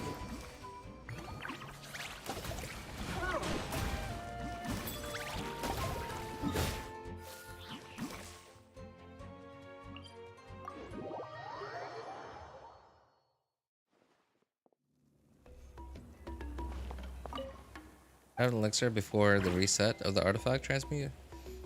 The map won't go away anyways. You can explore later. Yeah, that's true. That's true. The only thing you need to do now before the next patch is just use the transmuter. Because it's the only one that's time gated.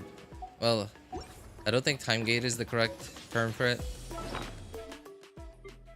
But it resets like every patch, at least according to this timer. This timer seems to line up to the day that 5.0 is over and 5.1 comes.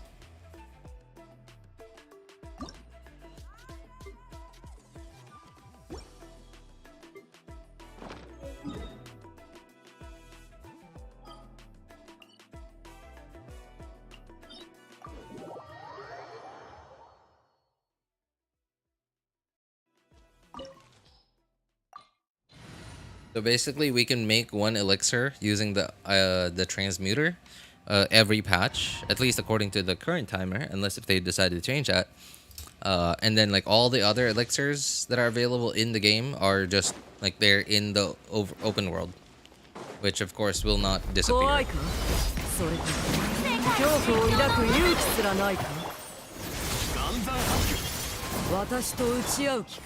この燃え上がる炎で少しはまともになってきた。闇来たる破滅の時なり。カウントダウン開始。リスクは上がる。剣女盤石。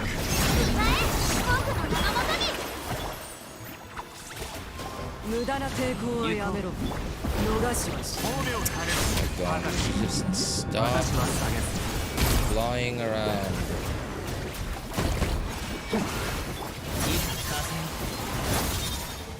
いいだろう。私に挑む資格を認めてやる。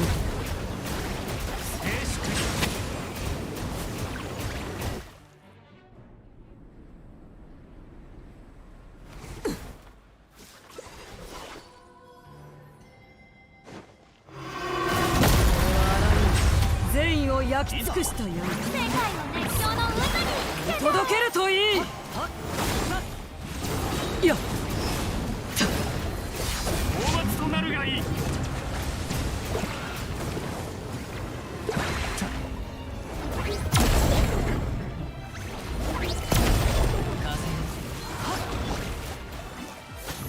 お披露目だ。落日はすでに。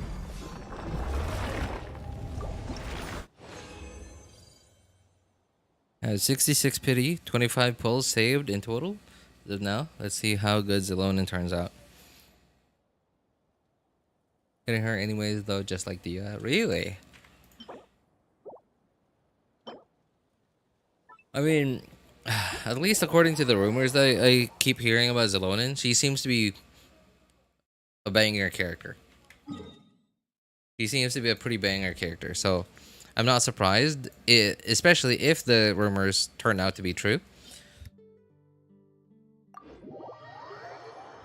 Like, if the rumors do turn out to be true, I'm kind of scared. I'm kind of scared that I might end up having to pull for her because of how good she might end up being.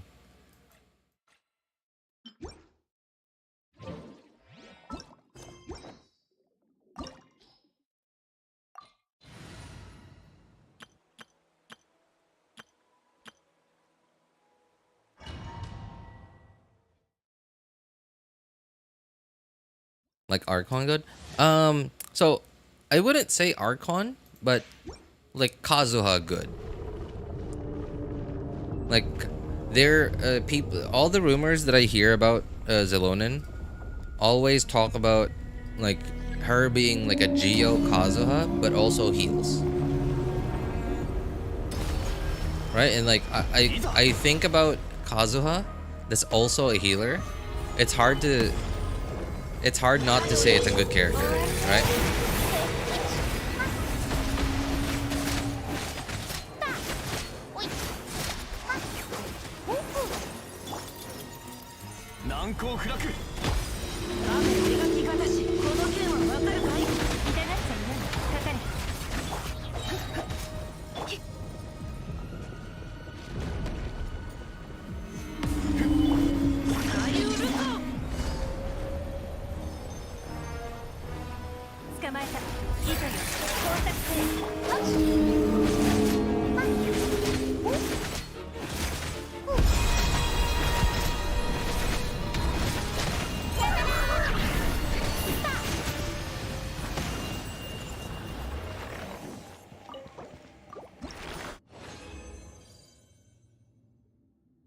And that's next patch. At least according to rumors, yeah. But then again, they're rumors. But RJ, Kazuha is better than the Archon of said element. Yeah. But hey, you know what? I'll take another Kazuha any day. A second Kazuha? Like remember that day, like remember when Yelan was announced and like we all found out what she does? Right? Like were we not happy when we got a second Xingqiu? I know I was happy.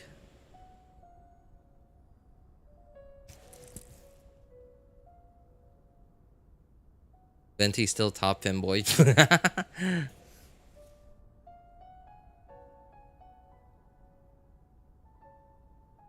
Poor Venti's a 1.0 character. We're not even talking about Venti getting power crept anymore. We're talking about maybe not power crept, but like being replaced, right? Like we're talking about the character that replaced Venti getting replaced. Like we're not even talking about Venti anymore. It just tells you how sad of a situation Venti's in.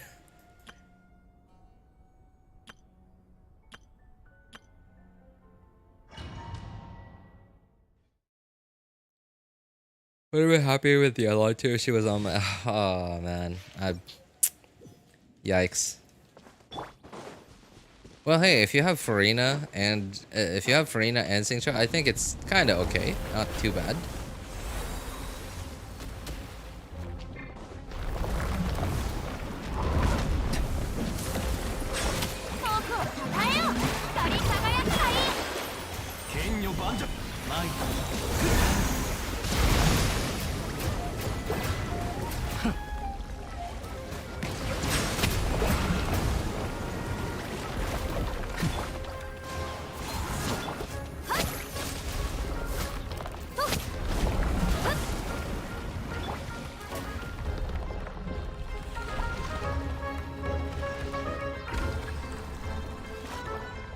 Venti's still top drunk. Oh yeah.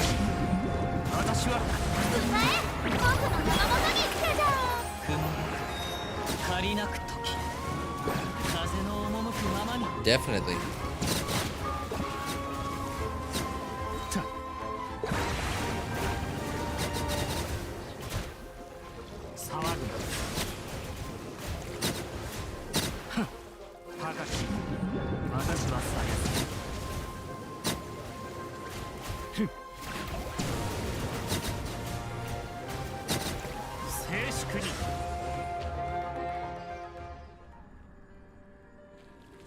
I wonder how many bottles that's gonna be.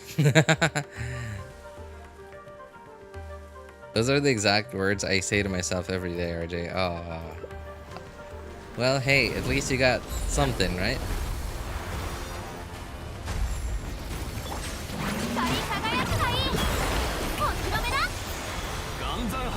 Oh no. It didn't crystallize. Alright.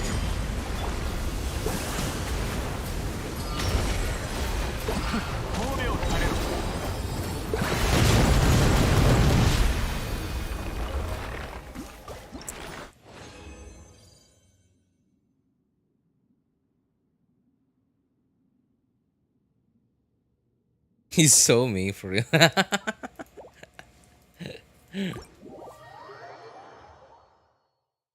Well, I guess maybe that's why you don't seem to have a negative opinion of him. Just like, unlike the rest of the internet. Because to you, he is relatable.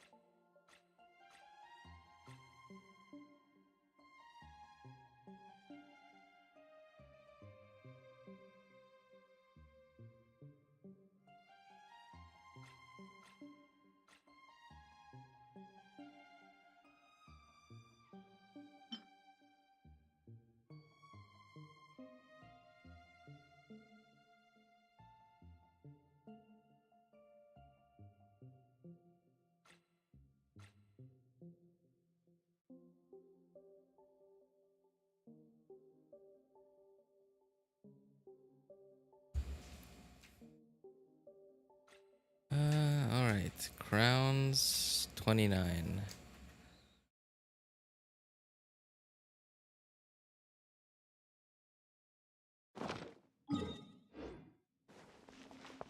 Oh, my character. Oh, sorry. I just wasn't saying anything.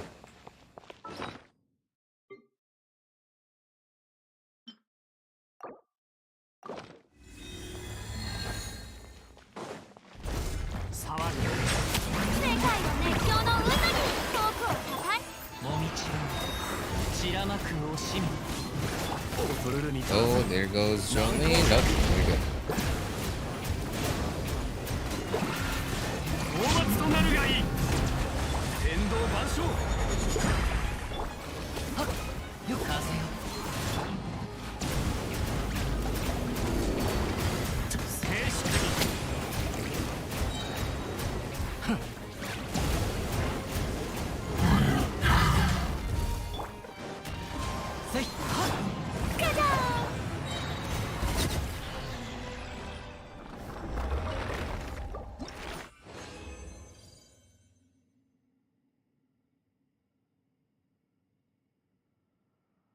Venti. Look, I can't create air currents. I can't? Oh, can create. Better support, wander, hold my beer. I can fly, and am a main DPS. Oh, wander said, hold my beer. I can fly and meme.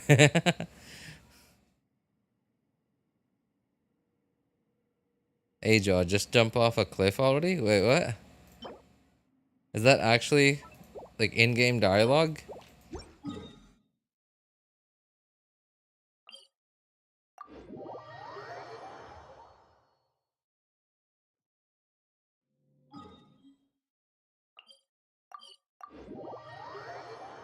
Yes, it is indeed just jump off a cliff already.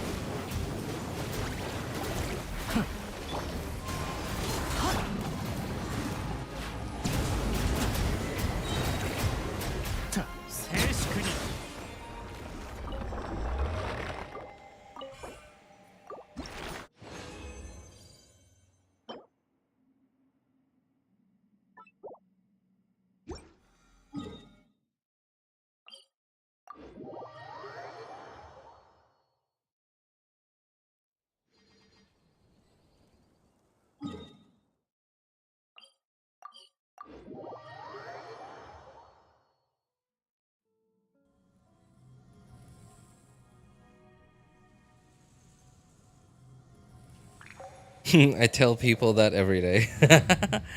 And then Nash just said, I tell that to myself every day. Jeez. Ejo has tried multiple times to end Kinich's life, lore-wise, and even went as far as to manipulate a few to do the same. What? What even is Kinich's and Ejon's relationship?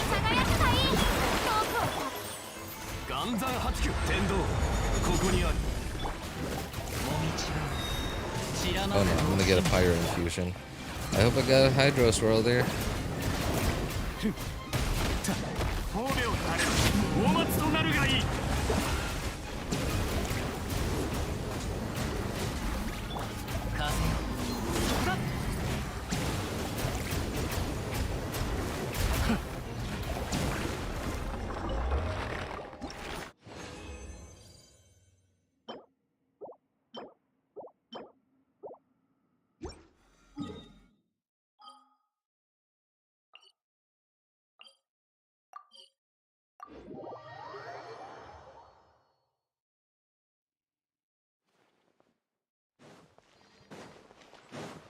Okay, I gotta say, my brain is starting to nod off. Oh, I don't know how much longer I can keep this up. All right, I just gotta make these maths. All right, 0. I need 6, so 18 plus 9. I need 27 of this stuff. So I need to make 21.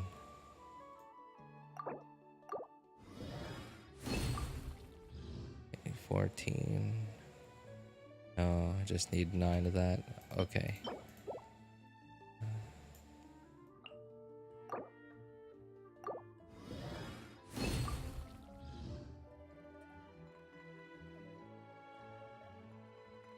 Okay, Fatui stuff. How many do I need? I need 105 of the red ones. So I need to make 99. 99 times 3 is 300 minus 297. 297 plus 96 is 200. 397 minus 4, 393. Okay, I need to make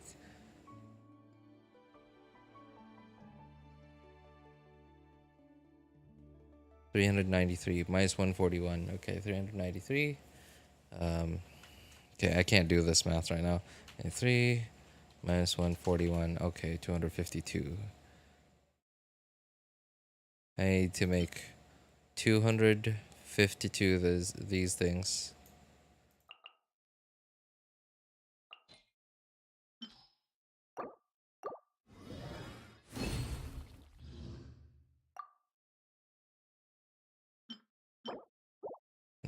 Okay, 6. 5. 99.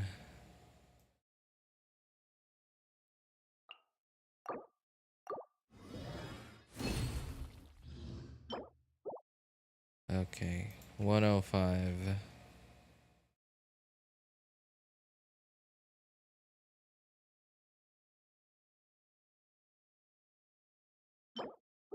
$123 and 700.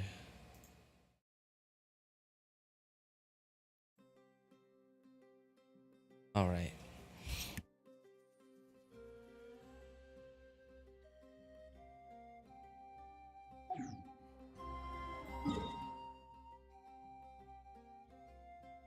You just stopped talking for a while. Yeah, that was my brain. My brain stopped.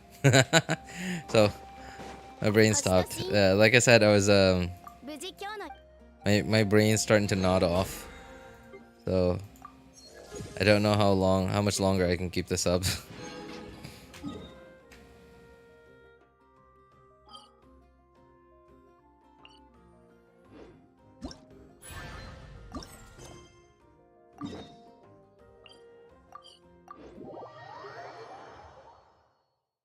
They're just bound through a contract, but which freed Aja from the Temple of Sion area. It also bounds him to Kinich. together, so he can't do what he wants. And people say Paimon is bad. Well, Paimon, well, I mean, like, I guess you could count. So, okay, Ajaw has attempted to kill Kinich. And you could also say that Paimon has also attempted to kill the Traveler by annoying the Traveler to death. This Nivelet does really relatable damage. Not gonna lie. What's the build? Oh, sure, hang on. Yeah. I think I know what you mean by relatable. Yeah, it's like, so, because, like, most of the footage that we see of Nivelet online is, it always shows a Nivelet doing like 50k, 80k, 100k, like I don't know, 200k per tick. And like, and then when we pull for Nivelet, when we build him, we don't see 80k. We don't see 100k per tick of his power washer. We just see like 10k, 15, maybe 20, maybe 30 if we get lucky.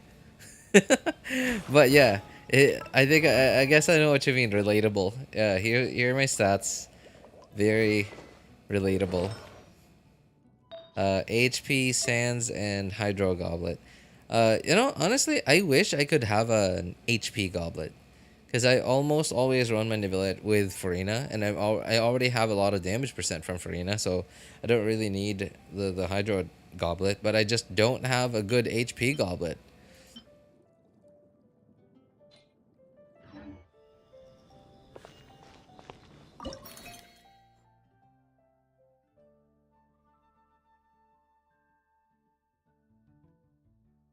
Being forced to hearing Paimon speak has numbed me more than growing up online. Worse than, oh my god.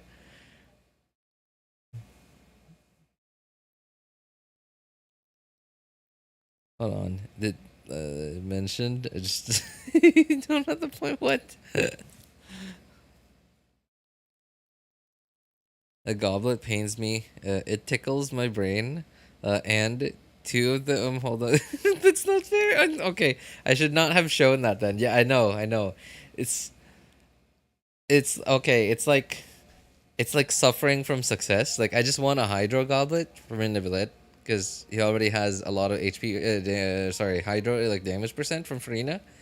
But instead of having an HP Goblet and a Hydro Goblet, instead I have two really good Hydro Goblets.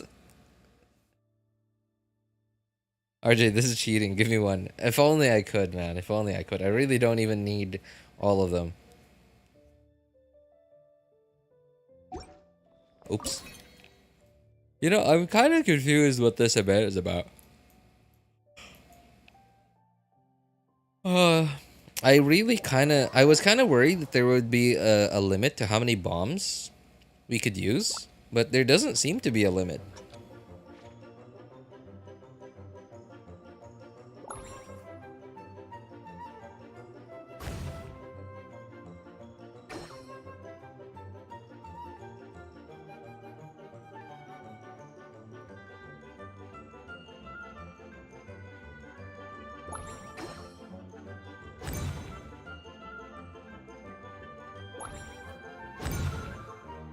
Like, I'm just using the bombs really inefficiently.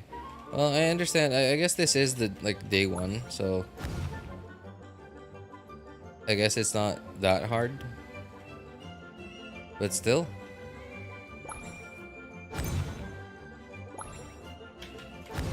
Oh, darn it. Well.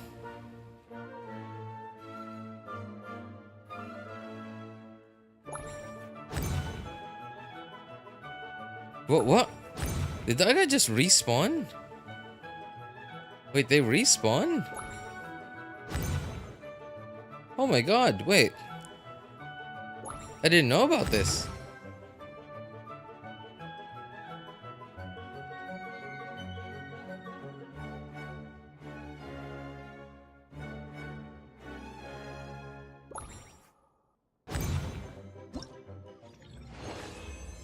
Bomberman? It is like Bomberman. Man, speaking of Bomberman, dude, so I played Bomberman when I was a kid, right? I've never played Bomberman as a grown up or even as a teenager.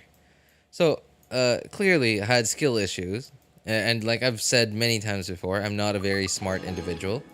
So it takes me a very long time to I guess like to catch up on things.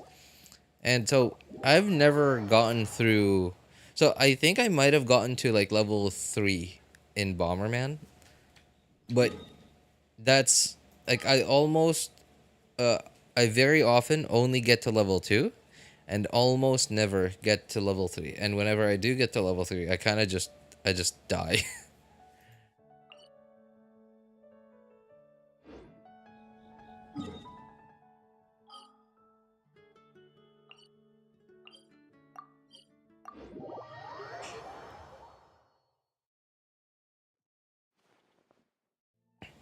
It should be a crime, man. I don't even have a decent one myself.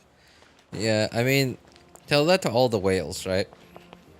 All the whales that have like really good builds on all their characters, and then like you just hear them say like, I got a pretty modest build, and it's Shangling with like 70 crit rate, and that's without the catch. 70 crit rate, 75 crit rate Shangling, and like 180 crit damage, all with 400 EM and like 1800 attack, and just and like with the catch, it's like 80 plus crit rate, right? Like, yeah.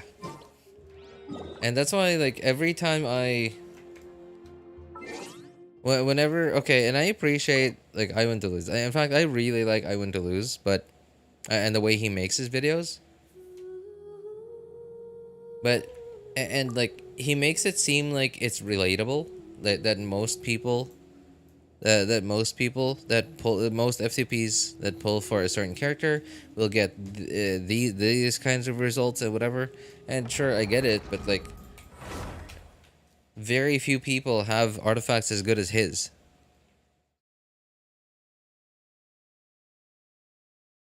Whales pay to recharge resin? They do, yeah. They have more chances to have better artifacts. Yep, exactly. And I don't. Sorry, excuse me. And not only that, they also get a bit more resin from the battle pass, right? Because remember, they buy the battle pass, so they basically get twice as many fragile resin as we get from the battle pass. Not to mention all the other stuff too, like Mora, XP books, even talent books, even.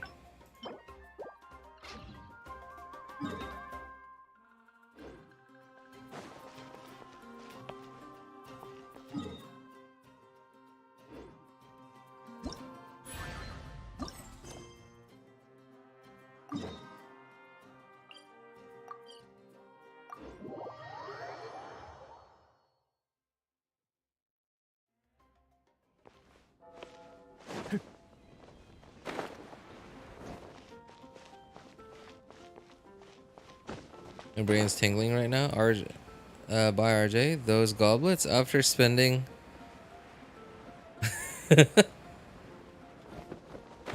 After spending 4 elixirs is tough for me. Oh, I'm sorry, man. I wish I could just, like, I don't know, like I could just lend you one if that were possible. Unfortunately, it's not. The recharge is much more resin. Yeah, and like it gets more expensive too. The more times you recharge, the more expensive it gets.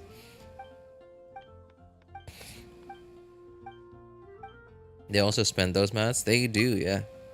Build everyone quicker. So I recharge like 300 resin a day, but you need to pay 300 resin a day. Is it really only 300 resin? From what I remember. So the first one, how do I? Oh, there, 60, right? So from what I remember, it doesn't, like, your first one is 60, but the ones after get more expensive. So I don't think it's 300 primos per day. I think it's closer to like 500 a day.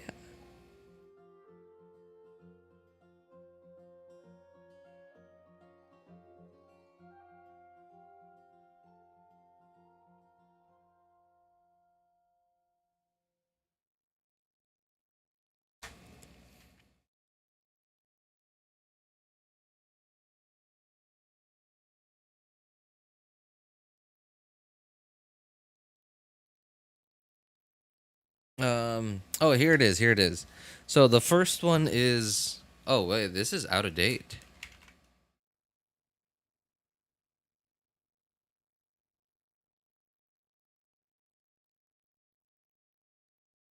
Oh, it's 50 primo gems. Okay, no, this is correct. This is correct. So I'm on the wiki right now. So it says your first resin refresh is 50. Your second and third each cost 100, not both, each. So that's already 250 for 3 resin refreshes. Your fourth resin refresh is 150, and your fifth and sixth refreshes are each 200. So it's 800 primos a day.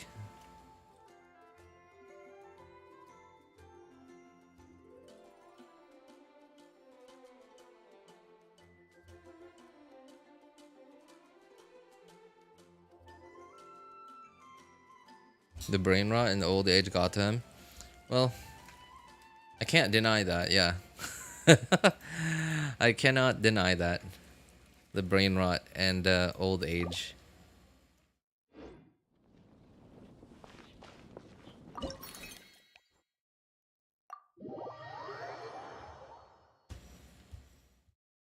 But hey, like, what can we do about it? It happens.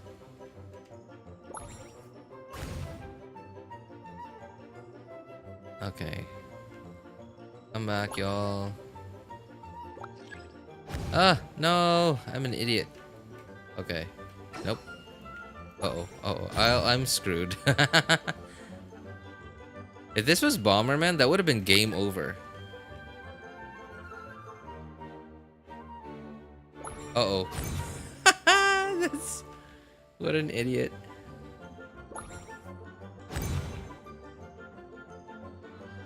One just came out of that thing.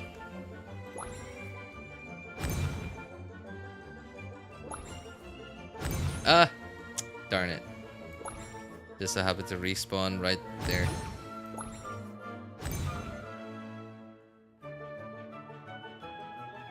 Oh, what is this thing?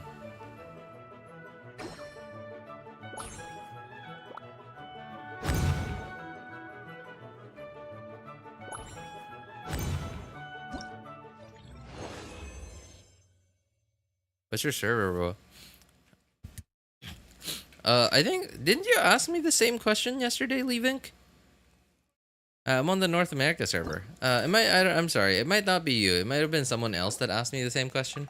But I do remember, yesterday. No, not yesterday. Was it yesterday? Or like my previous stream, not the one earlier today, but like a couple of days ago. I think you were here and someone asked me what server I was on. But I'm on the North America server.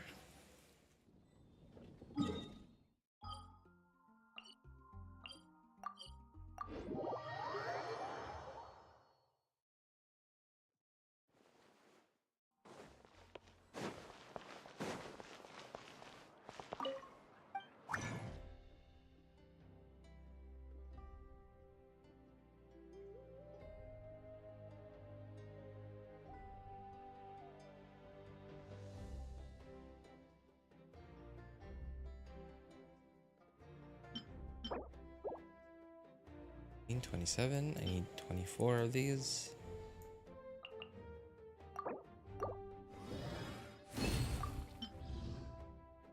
Six.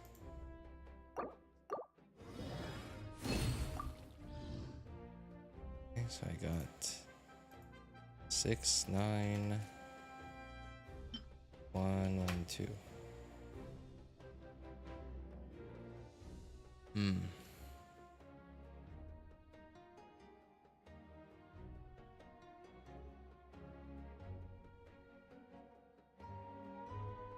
Where are... Okay, there it is. 105, 51. I need 54.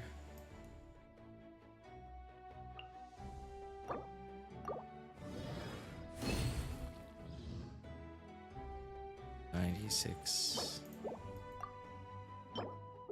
105.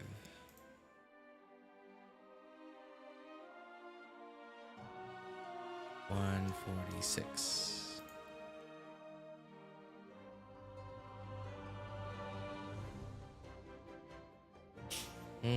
Alright, I think I can do a little bit of flower farming. What's this thing called? Rainbow Rose.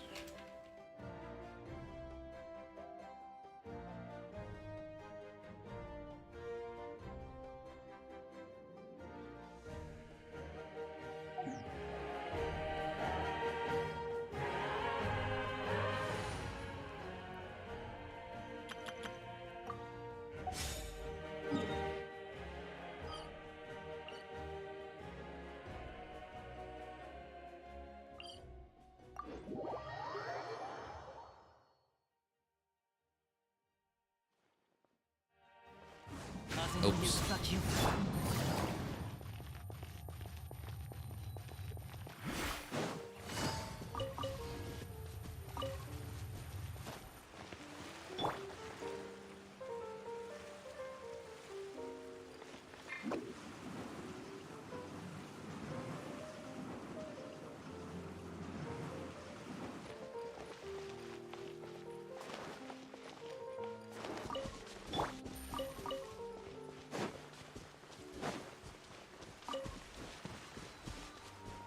Whoa, whoa, hey.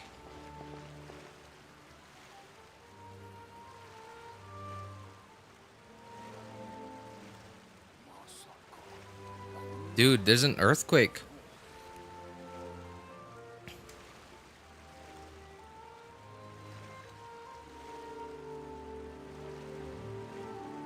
Alright, that was...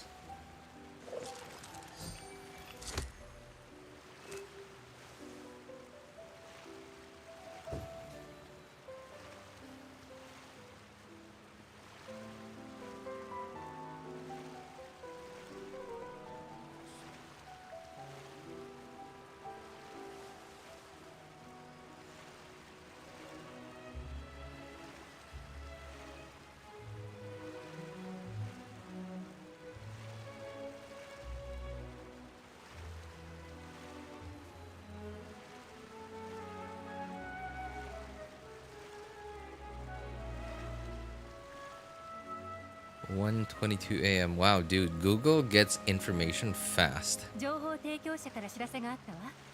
How shaky was it? Not too much. Okay, so apparently it wasn't near here, but it also wasn't far from where I am. 4.9. Okay, not too strong, but definitely a quake. Just Googled it and it instantly Google has it. 1:22 a.m. 4.9 earthquake.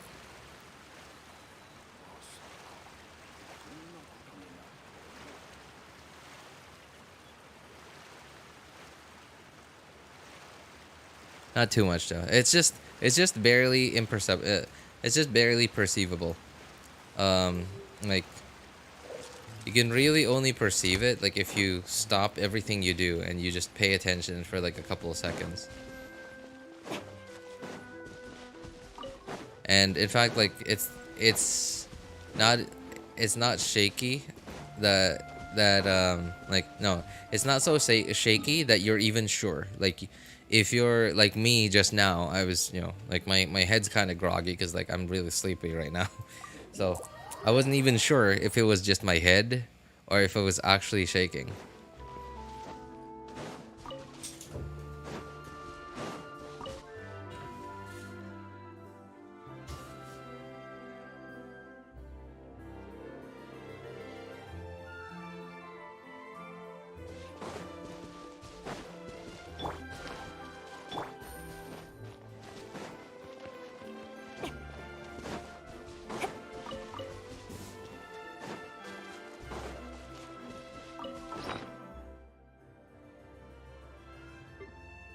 Flowers, 164. Wonder if this is enough. Nope, need 4 more. Alright, anyone's near a teleporter? Okay, there's one. Can you define not too far, but not very close? Well, I can't, because if I do,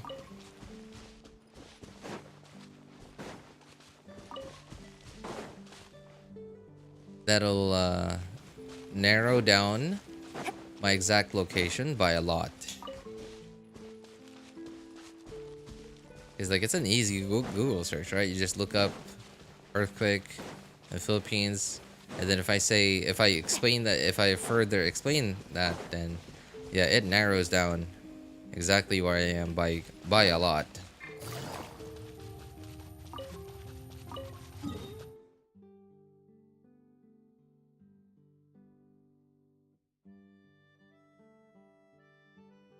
Wow, dude. Arlecchino's mats really easy to get, man. Dude, in fact, I appreciate Arlecchino's flowers more than Candace's.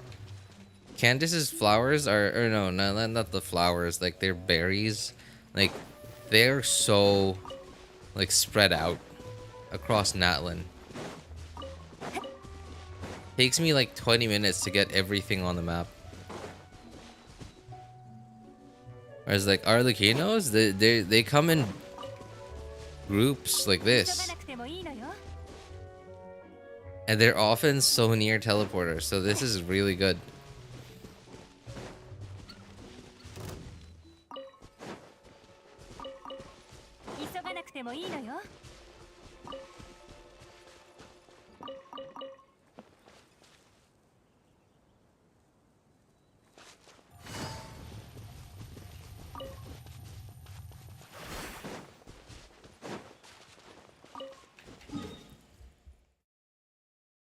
People are moving, can't notice it. It's a subtle shake that only people that are sitting can notice it. Yes, that's true. Oh, speaking of notice, by the way, shaking. I was in Cebu during that big Bahal. No, was it Bahal? Yeah, that big Bahal quake back in, was it 12 or 2013? I think it was 2013. Yeah, I want to say it was 2013. I was in Cebu at that time, and I was just about to log off too. I was just about to log off from work. I remember it was in the morning, and I was still working at a call center then. And I was just about to log off too. Like, I was just transferring my last customer, like, to the right department. And I just so happened to be, like, logging off just, I was just over, like, let's say 13 minutes, overtime. Because I was warm transferring to another department. And so, while listening to the hold music, waiting for the other department to pick up, I stood up, waited on the phone. And then, like, all of a sudden, I kind of felt shaking. And it was, like, shaking, like, and the shaking was getting stronger. And it was, like, and then all of a sudden, like, in my mind, I was thinking, okay, so, like, here in the Philippines, it's, no, I don't think I can say that. Yeah, like, I've hardly ever been to one of these kinds of houses, right? Like, there are some houses in the countryside, that are, they're basically a house on stilts. Because, like, out in the countryside in the Philippines, it's very common for people to design their house in such a way that, like, what? Oh. Okay. Sorry, buddy. Sorry about your garden.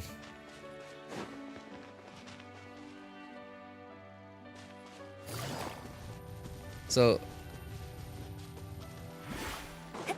it's basically like the living room of your house is not touching the ground. It's not on the ground. It's like the second floor of the house. And it's like the house is on stilts. It's pretty common here in the Philippines. And if you're heavy enough, if you're big enough, you can actually like make the house shake a little, like from the outside. You just hold on to one of the legs and like you shake real hard. And for a moment there, that came to my mind that hey, is someone shaking the house? Like, and then I remembered like a split second later, I remembered, wait, I'm not in a house like that. I'm on the 8th floor of a concrete building. And then that's when the shaking really picked up, and then that's when I realized, oh god, like it was awful. Yeah, it was awful. Even to this day, I don't think I've fully recovered from it yet. Like, um, where is this thing? Oh, it's not. It's above ground. It's underground. This teleporter. So even to this day, every time I feel what I think is like shaking from an earthquake, I instantly stop and like I just listen. I just look out and I try to feel for it, just because like I'm always scared that it'll be just like that one or worse.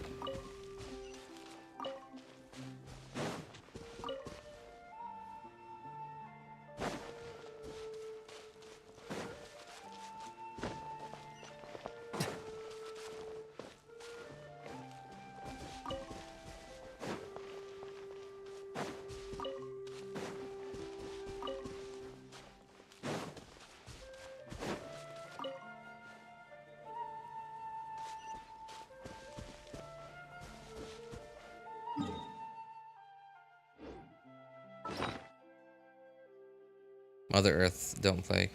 How bad was it though? So the at the epicenter in Bohol in 2013, it was 6.7, or was it 7.1? I'm not sure. Hang on, let me look this up. It was pretty big news at the time. It was pretty big news at the time.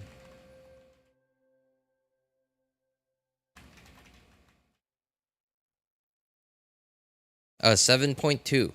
So it was 7.2 in Bohol, and Bohol, by the way, very close to Cebu.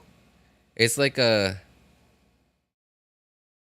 it's about a 4 hour ferry ride from between Cebu and Bohol.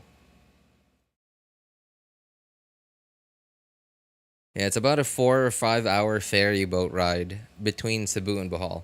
So in Cebu, I remember this was 6.7. It was really bad. Like for a few seconds there, it made me think that I was in one of these like wooden houses on stilts, like Filipino wooden houses on stilts. Like, and it took me a little bit to realize that, to remember that I wasn't in one of those houses.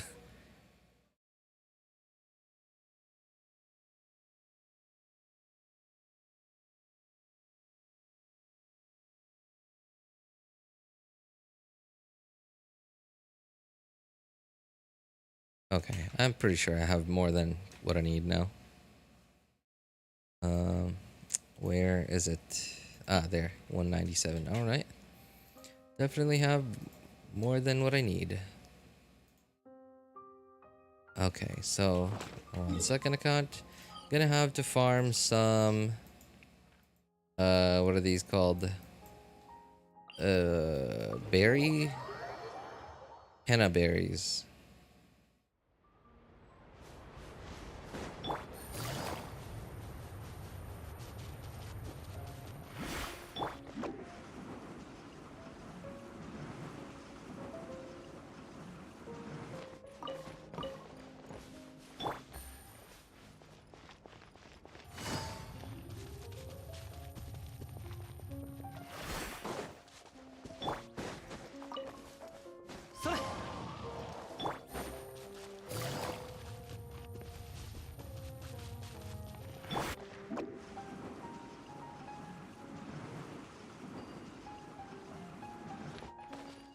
Wasn't there supposed to be another one here?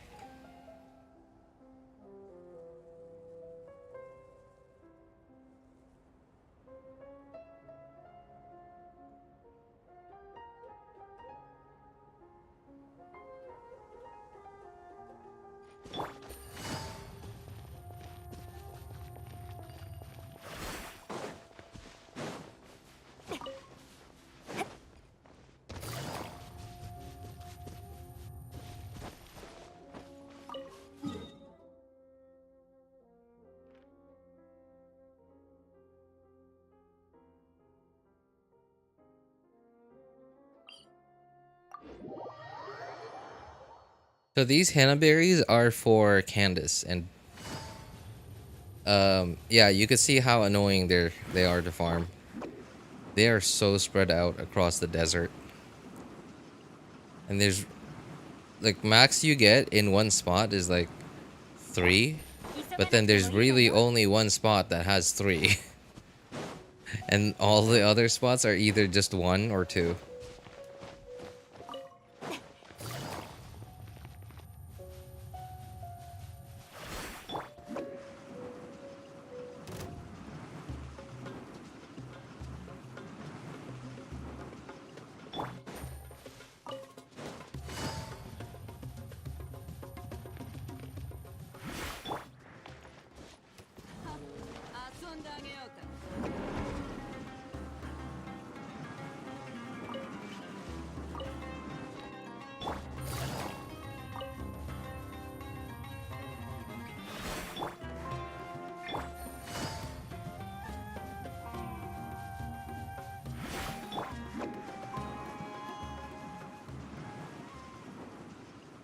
What are your thoughts on Sayu? Well, this is exactly it. I think I think you can see what my thoughts are on Sayu based on how I'm using her right now.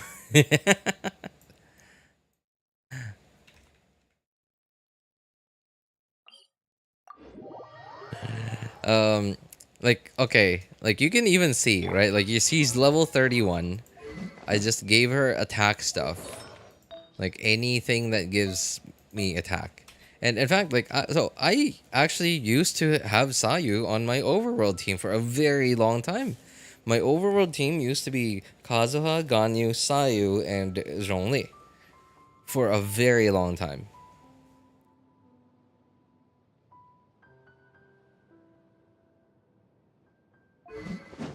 Yeah, just attack everything really. Attack, attack, attack.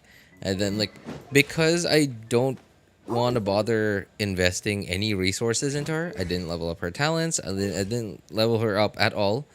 Like all this leveling just sort of happened naturally.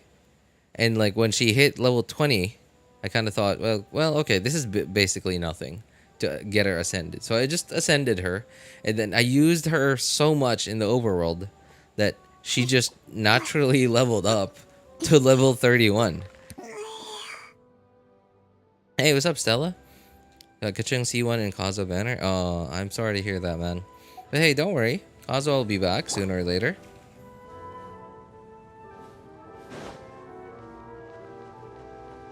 Especially because Kazuha is a very highly sought after character, we can definitely be sure that they will rerun him again sooner or later.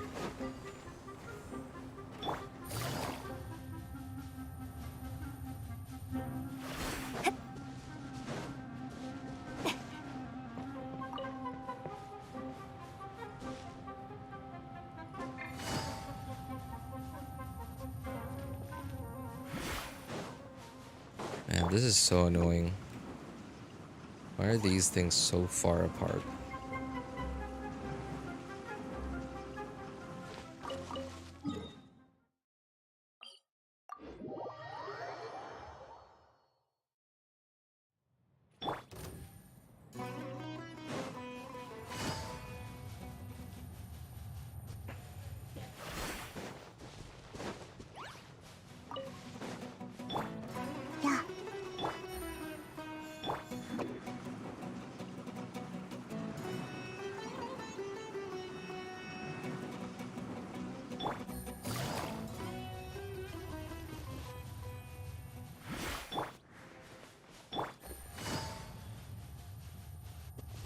You have Mualani? Me? No, I'm skipping Mualani. Wait, where's that thing?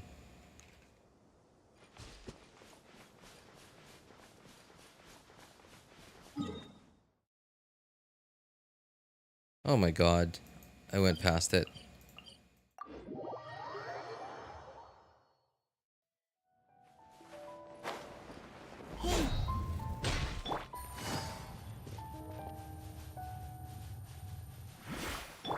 Oh, there.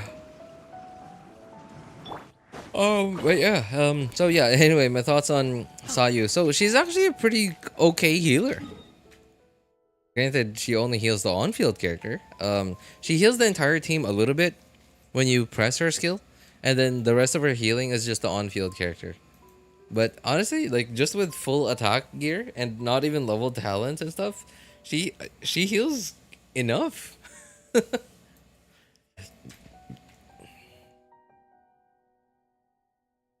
Still painful, but I got more 4-star characters. That's alright, man. It's basically the same for most people. That they have more 4-star characters than they do 5 stars.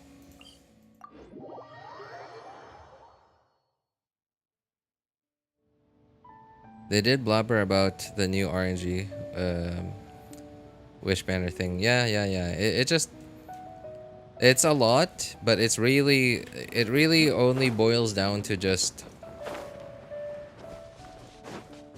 the odds of getting a character are better, and the character on the banner are slightly better, and the odds of getting how many primo gems it takes to get the weapon on the weapon banner you want are quite a bit less than before.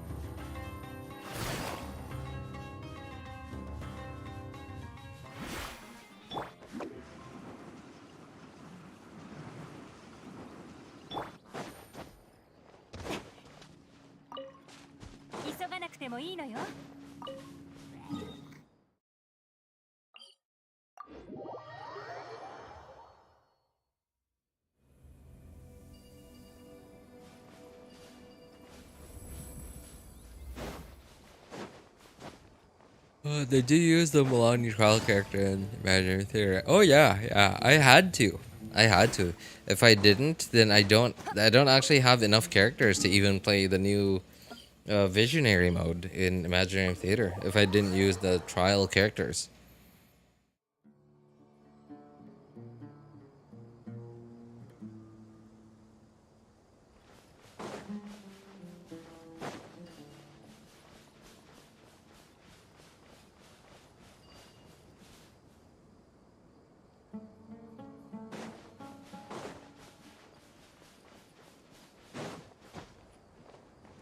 Yes.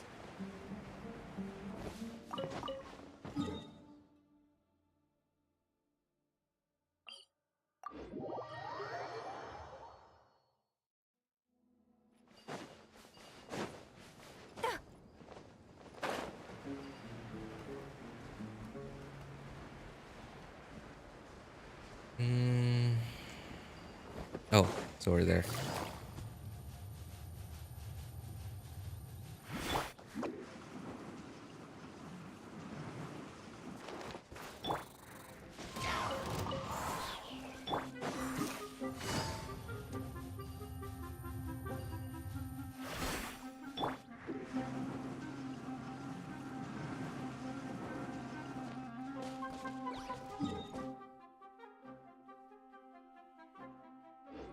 Oh, I think I went past it.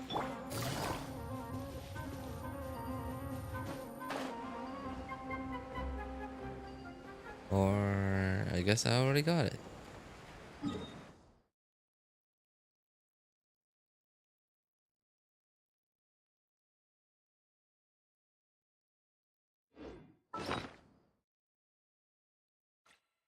Hmm.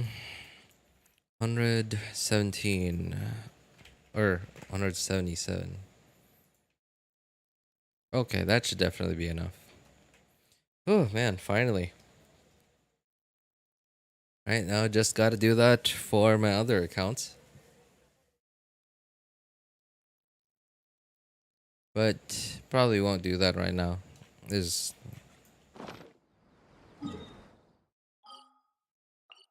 man, I can't believe it. I can't believe Enviosity does this all day, all night, every day. And I can't believe the people watch him do it. His viewers watch him do it. Picking mint.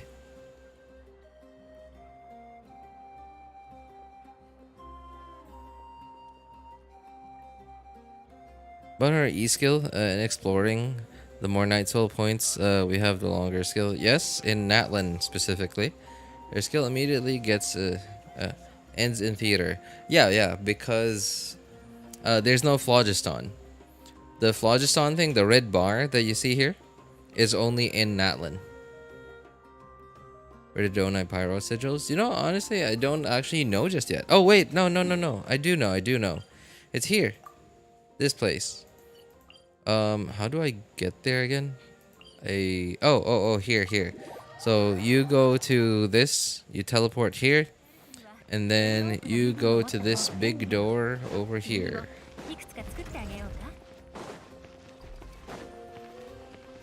And then, can I remember where that thing is? Okay, you go down here.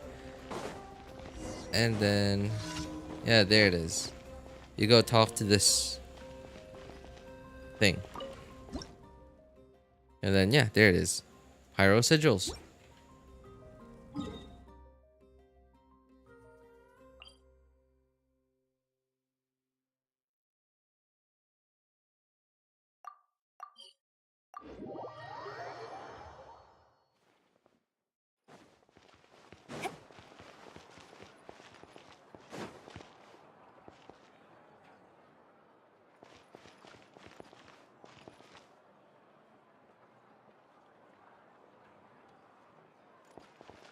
I'm trying to think. I feel like there's something else I needed to do.